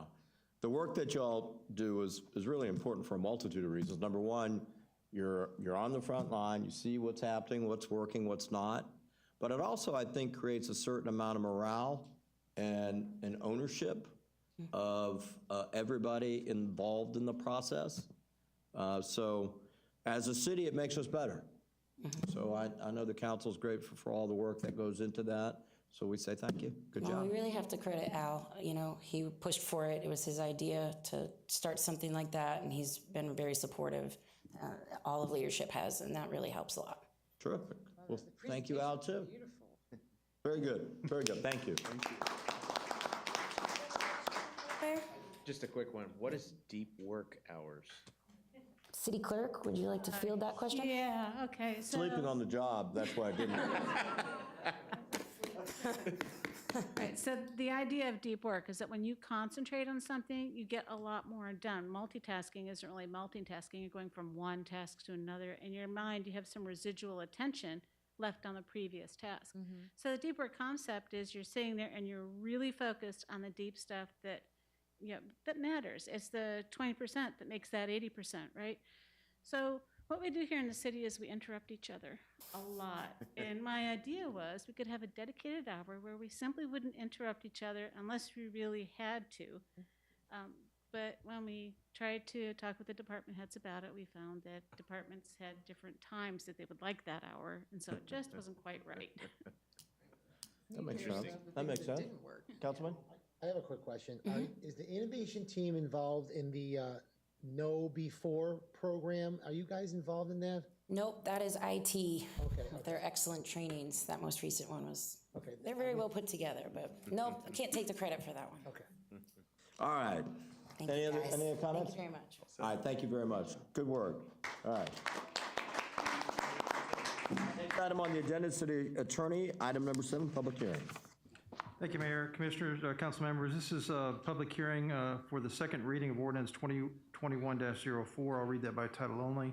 Ordinance 2021-04, an ordinance of the City of Oldsmar, Florida, amending section 5.2.1 outdoor dining of Article 5 supplemental regulations of the Town Center Development Code of the City of Oldsmar to provide for temporary outdoor dining within city-owned on-street parking for a time period not to exceed 120 days and providing for an effective date of this ordinance. That was the second and final reading of ordinance 2021-04 by title only. All right, thank you. The chair will entertain a motion to approve. So moved. I have a motion. Do I have a second? Second. A motion and a second. Discussion. Roll call, please. Need a public hearing. We need Oh, public hearing, the whole public hearing thing. All right. Sorry. All right, let's see. City manager, any remarks? No, sir. Any presentation from staff? No, sir. Very good. I know there's no applicant involved. I will open the public hearing at this time. Is there anyone from the public wishing to speak? Seeing none, I'll go ahead and close the public hearing. At this time, the chair will entertain a motion to approve. I move it again. And do I have a second again? I second it again. That make it the second. Wait a second. Any discussion? Sensing you're ready to vote, roll call, please. Councilmember Graber? Yes. Councilmember Saraki? Yes. Vice Mayor Knapp? Yes. Councilmember Gannon? Yes. Mayor Sadell? Yes. Ordinance 2021-04, providing for temporary outdoor dining within city-owned on-street parking for a time period not to exceed 120 days is adopted with 5 votes for and 0 against. Excellent. Thank you. Anything else? That's all you got? All right, city manager, item 8. Thank you, Mayor. Item 8 is a request to council approval to award 2021-003 invitation to bid for the construction of Harbor Palms Infrastructure Improvements Project for Phase 2 to Douglas H. Higgins Incorporated for an amount not to exceed $3,443,910. This project is the second phase of the Harbor Palms Infrastructure Improvement Project. Project's primary goal is to replace the water system. However, the project will also restore sidewalks, roadways, and drainage functionality to rehabilitate the public infrastructure of the Harbor Palms neighborhood. This phase will include Driftwood Circle, Azalea Court, Buttonwood Drive, Chinaberry Drive, Maplewood Drive, Maplewood Circle, and portions of Oakleaf Boulevard. This construction will include installation of new water distribution piping, meters and services, repaving or reconstructing roadways and installation of underdrains, replacing all curb and gutter, rehabilitating or replacing of stormwater structures, and installation of new wider 5-foot sidewalks. The final design of the planned infrastructure improvements was completed by the city's engineer of record, Ardura Group, in January 2021. The city advertised for construction bids on February 5th, 2021, and bids were opened on March 9th, 2021. City received 4 responsible bidders. Bidders included Douglas H. Higgins, Dallas One Construction and Development, Right-of-Way Contracting LLC, and Keystone Excavators Incorporated. Bids were reviewed by both the technical services staff and the engineer record with the recommendation to award to the lowest bidder, Douglas H. Higgins Incorporated, for the previously mentioned amount not to exceed $3,443,910. The notice to proceed for construction is expected to be issued in May 2021. Construction contract term is for 12 months from the date of the notice to proceed. The project is funded from the capital improvement fund, water sewer operating fund, and the stormwater utility fund, and staff recommends approval. All right, the chair will entertain a motion to approve. Motion to approve. I knew Councilman Saraki, I was going to go to you first. Do I have a second? Second from the vice mayor, discussion. So excited. Yeah, it's good to start Overdue. two. It's like one down and two to go, right? All right. Any discussion? Further discussion? All right, sensing you're ready to vote, all in favor signify by saying aye. Aye. All opposed, motion passes. Item 9. Thank you, Mayor. Item 9 is request council approval to waive bid requirements and award the purchase of a 200 kilowatt emergency standby generator for backup power at the fire station to Generex Generators. City council approval is requested to waive bid requirements and award the contract for the purchase of the aforementioned emergency standby generator to Generex Generators in order to replace the current fire station generator. I refer to this as a health and safety emergency, which creates a different purchasing path. The fire station's backup power is essential for continuous public safety services, including the fire station's potential use as an emergency operations center during declared emergency and disaster events. The current generator was recently found in a state of disrepair, prompting the need for the immediate replacement. Financial resources for this emergency purchase are currently available in the Public Safety Impact Fund. We're seeking approval to cover the appropriation in the next council budget revision scheduled for June, utilizing Public Safety Impact Fund reserve for this piece of equipment. The emergency generator purchase will be charged through Fund 102 for an amount not to exceed $87,000. Staff recommends approval. All right, the chair will entertain a motion to approve. So moved. I have a motion, do I have a second? Second. I have a motion and a second, discussion? Sensing you're ready to vote, all in favor signify by saying aye. Aye. Aye. All opposed, motion passes. Item 10. Mayor, item 10 is a request to council authorization to advertise 2021-005 invitation to bid for the R.E. Olds Park pier repair. In November of 2020, the pier at R.E. Olds Park was damaged during Tropical Storm Eta. A condition assessment of the entire pier was conducted by an independent engineering firm, Kimley Horn and Associates Incorporated, that provided recommendations for repair. These repairs included replacing the broken transverse cross members in the T-section that were damaged during the storm, removing the first gazebo, and reinforcing the bench support due to instability from pile section loss. Following the report, staff have removed the first gazebo, enabling the opening of a long portion of the pier for public use. However, the remaining repairs will require technical expertise of a qualified vendor. This invitation to bid will include the replacement of damaged components to restore the pier. The tentative solicitation schedule is attached. Funding for the pier repair was appropriated in the January 2021 council budget revision in the general fund, cost center 172, and staff recommends approval. All right, the chair will entertain a motion to approve. So moved. I have a motion, do I have a second? Second. A motion and a second, discussion? I think we should do a social media post to let folks know it's going to be closed for a little bit longer. Yeah, the only discussion that I would have on the subject is simply, I wish there was a way, I recognize that our procurement policies require that we go through a process, but I wish there was a way that we could create some type of ordinance that would allow us to accelerate in certain situations. And I don't know what that is, you know, but this might be one of those where it's, I don't know. Anyhow, maybe that's something staff takes a look at, you know? But talking with Al, some of the damage might have been caused even before the hurricane, so, True. so we don't know, so it's got to be fixed correctly. Yeah, well, there's no question it has to be fixed correctly. It's more talking about the speed in which it takes to get it repaired, right? So I'm sure there was a lot of pre-existing damage that was there. It probably just sent it over the top. But, all right, sensing you're ready to vote, any other discussion? Nope. Sensing you're ready to vote, all in favor signify by saying aye. Aye. All opposed? Motion passes. Item 11. Thank you, Mayor. Item 11 is request council to approve and authorize the execution of work order number 13, which is related to 2018-007, request for quotations to Ardura Group Incorporated for Harbor Palms Infrastructure Improvements Phase 2 engineering services during construction. In August 2020, the city executed work order number 8 for Ardura Group Incorporated to become the successor engineer of record for Phase 2 of the Harbor Palms Infrastructure Improvement Projects. Phase 2 of the Harbor Palms project is set to begin construction in the next few months, which we covered in a previous item. Under this work order, the engineer of record will provide construction management and limited construction observation services to ensure that the project is built in conformity with the intended design. This work order will be billed on a time and materials basis in a dollar amount not to exceed $162,659. The project is funded in multiple funds, specifically capital improvement, water sewer operating, and stormwater, and staff recommends approval. All right, the chair will entertain a motion to approve. So moved. I have a motion. Do I have a second? Second. I have a motion and a second. Discussion? Vote. All in favor signify by saying aye. Aye. All opposed? Motion passes. Item 12. Thank you, Mayor. Item 12 is a request for the council to approve the special event application fee waiver request for the Upper Tampa Bay Chamber of Commerce's Oldsmar Days and Nights event to be held April 23rd to the 25th of 2021. This citywide celebration, which takes place in Ari Olds Park and was mentioned by former Mayor Beavis prior tonight, originally began in 1962 as a half-day picnic named Oldsmar Days. 43 years later, in 2007, the event was expanded to include the entire weekend, became known by its current name, Oldsmar Days and Nights. In 2020, the event was canceled due to COVID-19 concerns. This year, the Upper Tampa Bay Chamber of Commerce desires to produce the event with a modified format that was also covered, including COVID-19 event protocols for attendee safety.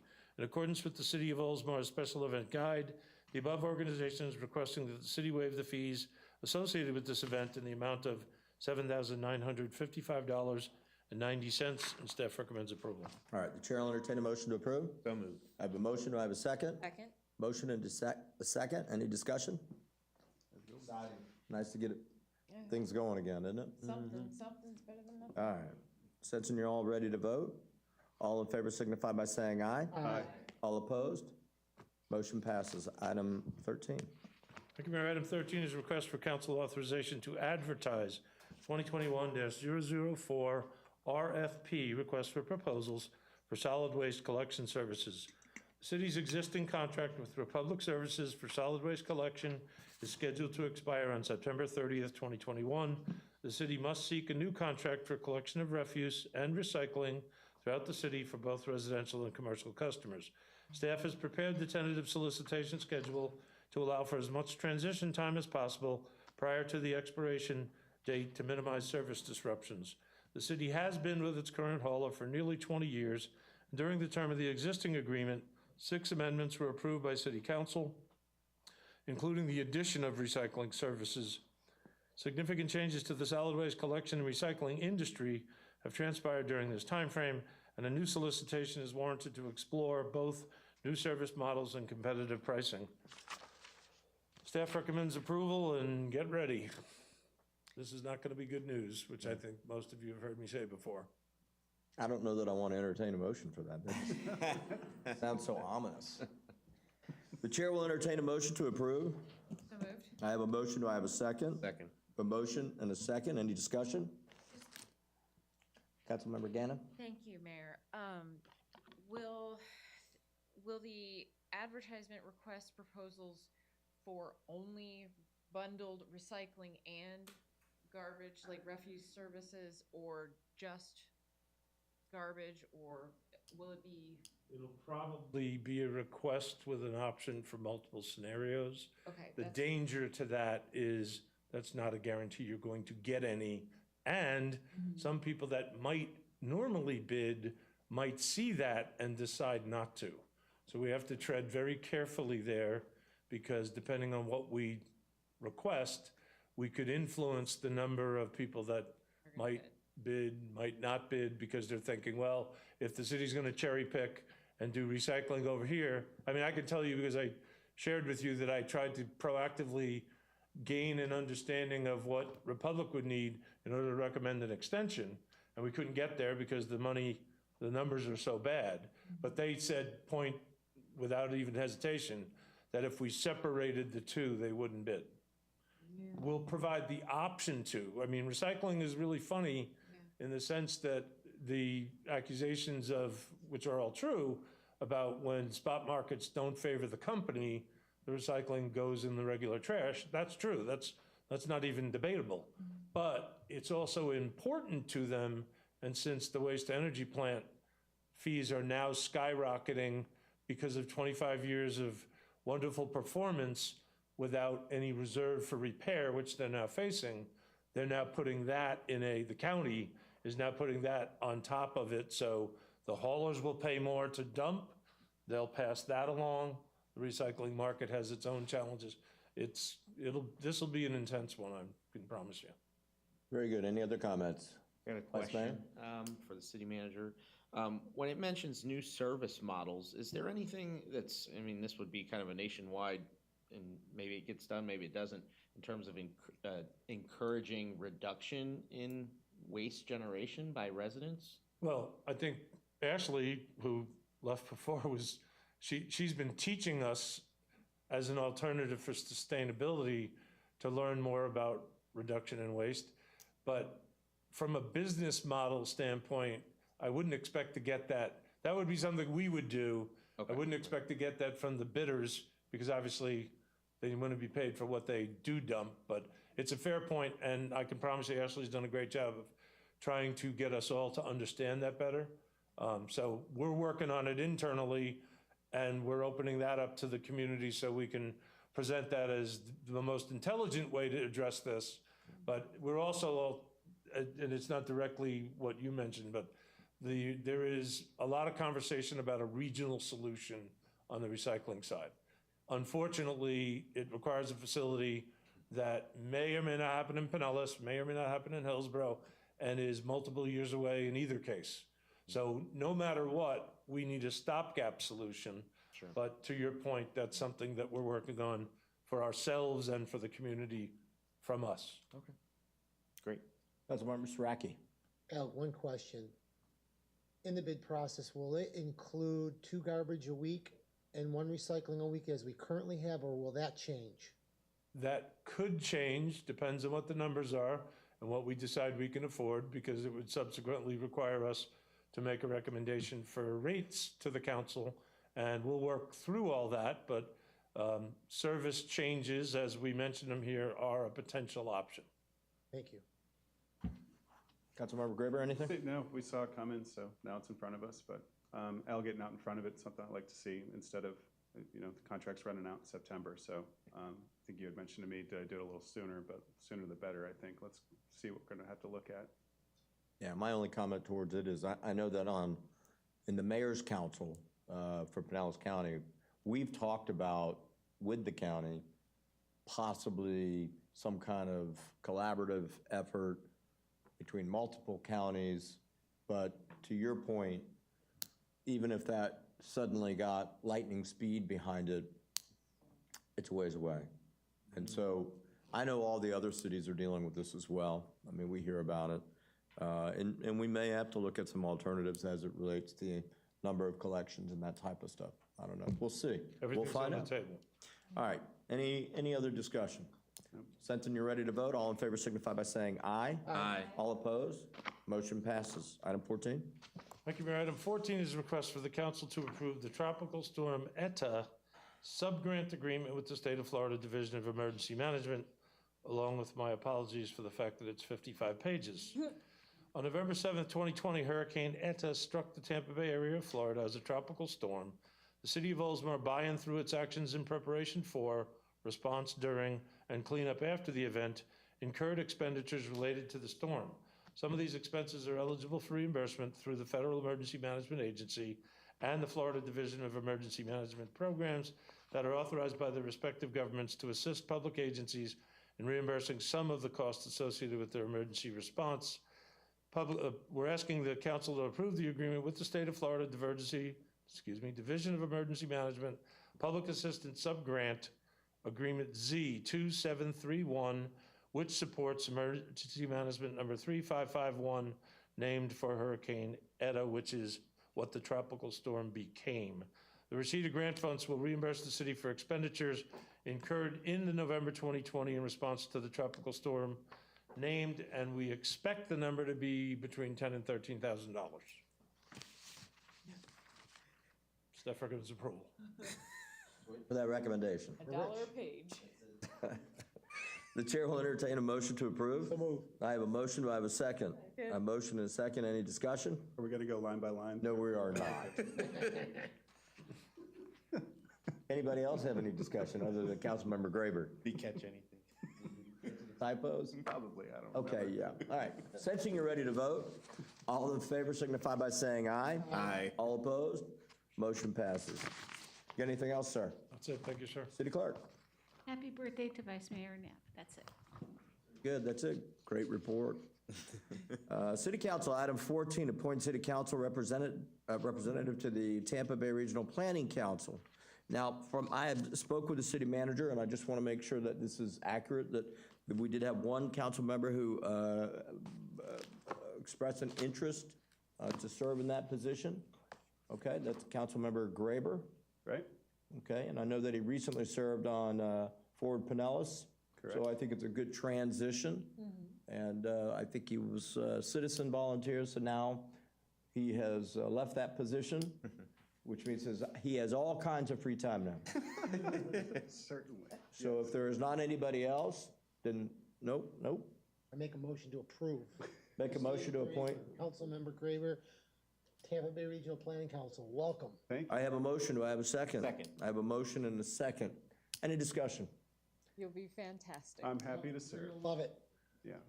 Since you're ready to vote, all in favor signify by saying aye. Aye. All opposed? Motion passed. Congratulations, sir. Thank you, seriously. Thank you very much. You're gonna love Very it. much appreciated. Item 16, discuss intersection of State Street and State Road 580, which is a new agenda item. I don't know if the city manager wants to take lead on that? Only that Councilmember Gannon asked that this be placed on the agenda for discussion, and that I submitted a preliminary engineering report from our city engineer for council's review last night. I did not have it when I was creating the agenda packet, but we're ready to answer any questions. All right, well, then you know what? I'm gonna lead with Councilmember Gannon, who added it to the agenda. I forgot you requested it. Yeah, no worries. Any comments? Yeah, thank you, Mayor. So just for a little bit of background, what precipitated my requesting that this be placed on the agenda on March 26, 2021, we all received an email from a resident who also happens to be our city clerk. But still a resident. Yeah. So gets treated like that too, right? That's fair. You know it. And she pointed out, as she could probably literally point out from her office, the dangers at the intersection of State Street and 580, right outside council chambers here. There is no light there. It's a right turn or a left turn across all four lanes. And apparently she had actually witnessed an accident 2 weeks ago. So it would probably be 2.5 weeks ago now. And city staff was involved in comforting and calming the people involved in the accident. So I can't imagine this traumatic event transpiring. But, you know, she took action and she sent us an email to kind of talk about what's happening at that intersection. And to me, it was important to address it like we would any other complaint or comment or request from a citizen. And so I requested it be put on the agenda, and the city manager was kind enough to quickly, you know, within less than a week, provide us some feedback from our city engineer, Daniel Simpson, with some information about that intersection, the history of that intersection, events, you know, accidents, and the frequency of accidents at that intersection, and some recommendations. I'm happy to present some of that, but it might be prudent to have our city engineer present his own memo. Council's pleasure. Yeah, I think that's fine. Well, why don't we do this? I mean, have just some general discussion if we want to get more into the detail. You know, because I have some thoughts on it based on the memo that came back. I mean, it kind of seemed to me that first, it was interesting to have the data to know exactly what kind of accidents have happened there. Yes. I was surprised to find that the majority of the accidents over the last 5 years were caused by somebody being struck from someone going east-west. That surprised me. Right. Right?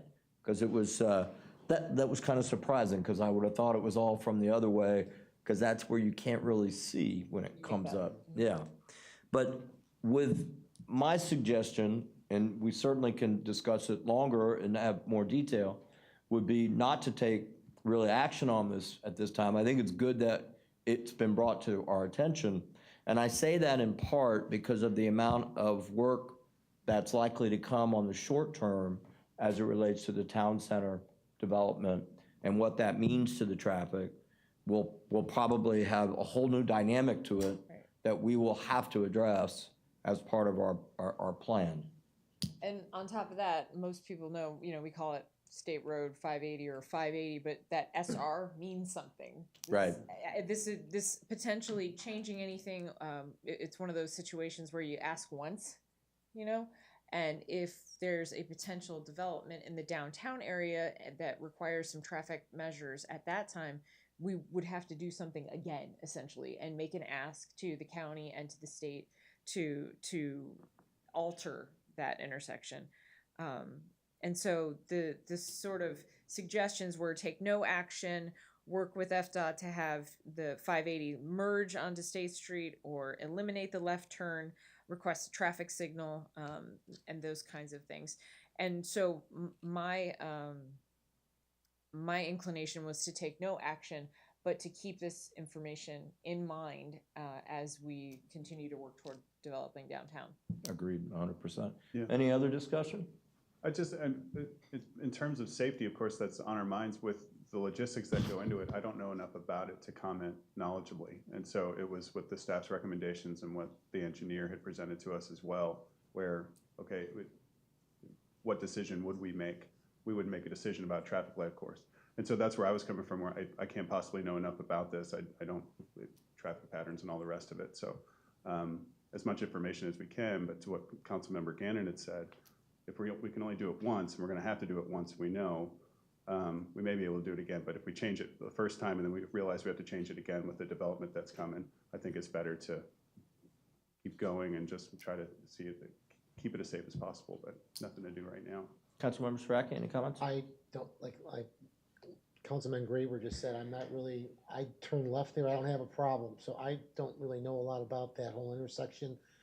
So I don't really have a comment right now. But you speed, right? So you just jump out? That's true. But I do agree with our process and waiting for the downtown, because that's gonna be happening quickly. So I wanna just see what goes on there before we do make any decisions on what we're gonna do here at this intersection. Very good. Vice Mayor, any comments? Yes, the memo, as well as the concern that was brought up, kind of highlights just a broader issue with a longer section of that road with issues. The other intersection down there at Forest Lakes is a real doozy with a lot more incidents there. So kind of circling back again to, if we're going to make some asks about something to do with that section of state highway, there's not just one issue that needs to be addressed. We had such a horrific event occur down there on Forest Lakes and 580. The city ended up in a lawsuit. I first got on council on that. It was horrible. Yeah. So, yeah, that's something to keep in mind. Obviously, this has some issues, and anything that's unsafe and has opportunity for improvement, we should do whatever we can to push that along. But that's just one of, I think even Bayview was mentioned in there, or something else. That was the crosswalks and whatnot. So just general as far as Forest Lakes. Yeah. So something to keep in mind. All right. Well, I don't think we take any action. We have consensus on that. But I do think it's important to have that information. Yes. Because I don't know that had it not been for that request come forward, that we would have known the facts and the details of what was happening over there. So it makes us all mindful of it as we continue on this process with the town center. That was exactly what I wanted to know. So thank you to Daniel and everybody involved in putting together that memo. That was really Very important to me. Very good. Item 17, council comments. I'm going to start with Councilmember Gannon. Thank you, Mayor. Well, I know I was absent at the prior meeting. I do apologize for that. But you do have to hear a repeat of our mayor's comments and thank yous to our city staff and to the mayor himself for their participation in Leadership Pinellas. That first day, you guys, I was beaming, literally beaming with pride. I was so excited. I was like a kindergartner in the audience. The mayor asked a couple of questions and I was like, I know. And he's like, Gannon, no. I was so proud of our city. I'm telling you, Felicia knocked it out of the park. She was showing videos. She had interesting content. It wasn't a repeat of what the people from Dunedin had said. Nan got up and gave a presentation. It was just fantastic. Deb Vitrelli was there. She was also part of the programming planner for the day. She was on the committee, and I was so proud. I was taking selfies with everyone. I probably looked like a complete dork, but it was fantastic. And on top of that, it was the first program day. And like always, our city really knocked it out of the park. And I was sure to get in a jab at Spore and the city of Safety Harbor there. He kept texting me. He was like, who is this Gannon character? But I really, really appreciated all of you being there and really showing off for us. I thought that was fantastic.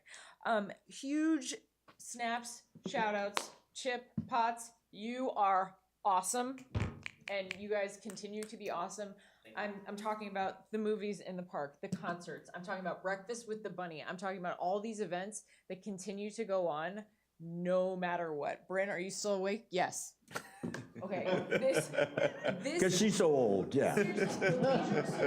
Staff, Leisure Services has continued to put on programming like COVID is not even a thing. Like it's not even an issue. It's just become part of what they deal with. And I am so proud that we've continued to have events. Some cities had nothing for Easter. I mean, I understand that Easter isn't the end all be all for events, but it's just really important, especially if you have young kids like I do, to have something to do in your community. And they're finding a way to continue to make it work. And they just keep doing it. So, and you know, no rain. Everybody cross your fingers for no rain. Happy birthday to Andrew. We didn't talk about chalk at the park this weekend, but it is Sidewalk Chalk Day at the park this weekend. It's on the Community Minute, 10 to 1. You can find out more on the website, but kids love chalk. Don't wear black. That's all I got. Thank you so much. Very good, Councilmember Knapp. Thank you. First, I just wanted to send a shout out again to the gentleman or the young guy playing Lumiere the whole time like this. And wavering is like, oh, he was really fighting it. So that kind of dedication tells me it's going to be a good show. Unfortunately, I won't be here that weekend. We're going to be out of town visiting my wife's parents. So I already made a promise to Suda. I'm going to do my best to hype it up and get hopefully 600 people out to the park. Secondly, I watched a bit of most of the Charter Review Committee meeting that took place yesterday. So I just want to give a quick shout out to those people that volunteered and are participating in that process. I'm looking forward to seeing what comes our way from that after we're still finishing up Ordinance Review Committee content. Third, wanted to follow up again about the movie in the park. We were grilling out, my parents and my wife over there, and kind of dabbled in both. It was a great turnout. I think all the kids and the families really enjoyed it. Something else that happened while we were out there is I know people have been aware, especially the council members, about this wheeling phenomenon. And I happened to catch a couple of kids going the full length of the pier doing a wheelie. So I took it upon myself to kind of catch them on the way back and said, hey guys, I mean, I get it. It's a thing. It's something fun to do, and you're practicing and you're trying to develop it. But there's people, families walking along the pier. It's really not the best place to do it. So just something to highlight that if there's anything through our means to encourage it or provide a venue for that, might be something to think about, because it's not a place we want to, full length, out and back. I was like, that probably, and a skateboard, but not so bad. Anyways, next thing, on my way over here tonight, leaving my neighborhood, at Rogers Park there's a basketball court right alongside Hayes Boulevard, or Hayes Road, excuse me. Time and time again, basketballs are rolling into the street. So I don't know if that's something that, is probably kind of a simple thing to maybe address and help minimize kids or adults running after a ball. I almost hit the ball. Thankfully, nobody was running right after it. So just something to keep in mind from a safety perspective. And then finally, I was in charge of making sure we have enough staff for the tent on Sunday. So if you haven't filled out the doodle yet, which I think just about everybody's responded, so I have to check it myself just to make sure we're there, but I think we're ready to go. I know you'll be kind of, sort of. 'Cause We're late. I'm at emo too Yeah. that weekend. Oh, yeah, so you're I'll gone. be coming. It's in Daytona Beach, so I'll be coming back, but Yeah. I'll be there. No, that's all I have. Thank you. Thank you, sir. Councilmember Saraki. Thank you. A couple things. The Oldsmar Cup is this Saturday.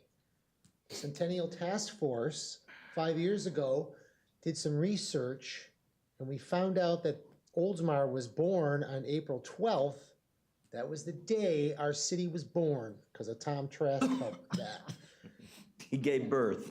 We actually found the legal documents, and Tom confirmed it. So what we decided to do is take the Oldsmar Cup day and put it by its birthday, which is April 12th. And this is the first year that we're actually going to have the Oldsmar Cup on a Saturday. We usually have it on a Sunday. I talked with Ann and the Tampa Bay Downs, and we decided to try a Saturday this year to see what kind of response we get. It's free admission to every resident in the city of Oldsmar. Free admission for you and the family. All you need is an ID or driver's license or work, and you get in for free. It's a great thing. And after the race, don't know the time of the race yet. The race should be around 3 o'clock, 4 o'clock on Saturday afternoon. It's usually the third or second last race of the day. And then once the winner, go down to the circle, get your picture taken for the Oldsmar Cup, and someone's gonna win it. And 3 years in a row, I picked the winner. Last year I did not. So this year I'm coming back and I'm gonna pick the winner. So I hope to see everyone there. It's a lot of fun. It is. It's a lot of fun. And it's fun. There's food, stuff for the family, everything. I want to say something with Katie. I want to agree with you 100%. I think, Chip, you're doing a great job. You really are. There's so many great, and Bryn too, yes. There's so many great events going on. Like Katie said, no other city's doing what we're doing. I mentioned to Al at the Suncoast League of Cities board meeting, I mentioned that we were doing these events. We're having Oldsmar days. We're doing all kinds of stuff. And the other cities in Pinellas County were like kind of shocked that we were doing stuff. So keep up the good work. Great job. Thank you for all you do. Thank you for you and your staff, your team. Great job. And then the last thing, did anyone do that personal firewall?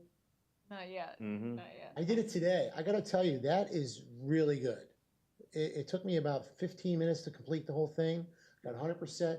But that personal firewall is one of the best training IT things they sent us. It really makes you aware, because just recently, last week, my personal bank account was hacked.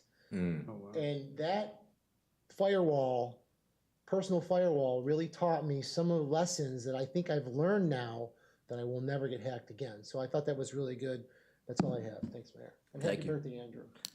Councilmember Graber. Happy birthday, Vice Mayor. If you guys who don't know, I'm the youngest of 5, and my kids are the 13th. Are you talking about the council? No, well, I'm actually not. I'm not the youngest of 5, I don't think. I'm the 3rd oldest. Anyway. I don't know what's up with me tonight. I don't know. We'll figure You're on a roll. I don't know. Where the meeting's going late, I don't know. Are you still awake? 4 minutes? All I wanted to say was, since our last meeting, my son turned 3, my sister celebrated a birthday, my brother celebrated a birthday, my niece celebrated a birthday, and my other niece will celebrate a birthday April 10th. So it's a very busy time for birthdays, but I wanted to make sure I said and recognize them while we were recognizing Andrew. And I also want to say, being a fan of podcasts, I listened to the Experience Oldsmar podcast with Deb and Al, and there was a lot of information in a not very long amount of time, so it kept everybody's attention, or at least it kept mine, and I'm sure it did for other folks. So I think that is a fantastic idea. As soon as I saw that it was posted up on Facebook, I listened to it right away, and absolutely a fan of it. But other than that, that's all I had. All right, thank you. I do have a few items. Number one, I would echo that overall, we continue to put on events. And I say this, we put them on with care. We think of ways, so we're not just putting them on reckless, we put them on with care. We've come up with creative ways. At the end of the day, that takes a lot of effort. And so, and I promise you, our citizens recognize it. They really do. And so, great job. For those of you who don't know, I posted this on Facebook because Felicia, Al, and myself had some discussion about whether or not we would attempt to try to bring maybe a pop-up vaccine here. You may have heard of some other cities doing it. However, I did not bring it back up again, in part because Walgreens here in Oldsmar is now doing it. And so They're doing it. I spoke to them over there the other day. They're apparently not super busy. That might change, who knows? But you can go online to their website, you can book an appointment, doesn't cost you anything. And so they're set up to do it, so I think that's probably the course to continue down. But I did want to make a point of mentioning that. Tomorrow, I will mention once again, coffee with the mayor. I thought that was cute, Ann, that was very good. That'll be fun. It'll be about 20 minutes, maybe 30 minutes. It's not gonna be super long. The intent is to just kind of talk a little bit about what happened the night before. I'm not gonna get into discussing debates of the night before, just so you all know that. It's gonna be what ended up happening, and we'll attempt to answer some questions that people might have, because we get that, and it'll be an interesting medium to experiment with. I know it's being used in some other cities, but I don't know of many cities that are using it here in Pinellas County. Marco, Woody has been doing like a live podcast, not a Q&A session, but he's been doing, I think it's almost daily. Is it daily? Or might just be weekly, but he's been doing it on Facebook Oh, wow. Live too. Okay, Yeah. well, good. Oh, yeah. Well, good. I should know that. I'll see him tomorrow. Anyhow, so that should be fun. It's going to be at 9:30, so stop on by. I will be out of town this weekend, so I won't be able to attend some stuff. I am going to see my oldest son, who just was promoted by my company to take over as company president. So I have relinquished company president. Oh. And, he's pretty much been running things for a while now anyhow, can't lie. And so it's kind of an exciting time. And Congratulations. thank you. Is that a retirement? It is a semi-retirement. It is part of I'm remaining as a chief executive officer who nobody reports to, other than the president. So, we'll work on strategic stuff with him, and he is doing an amazing job. I joke a little bit and say, man, I never knew how horrible I was at that, because he's crushing the numbers, so. Well, congratulations to both. Thank you. Thank you. All right, just an FYI, some of you probably noticed that we did make a change in the agenda to put the tentative agenda last.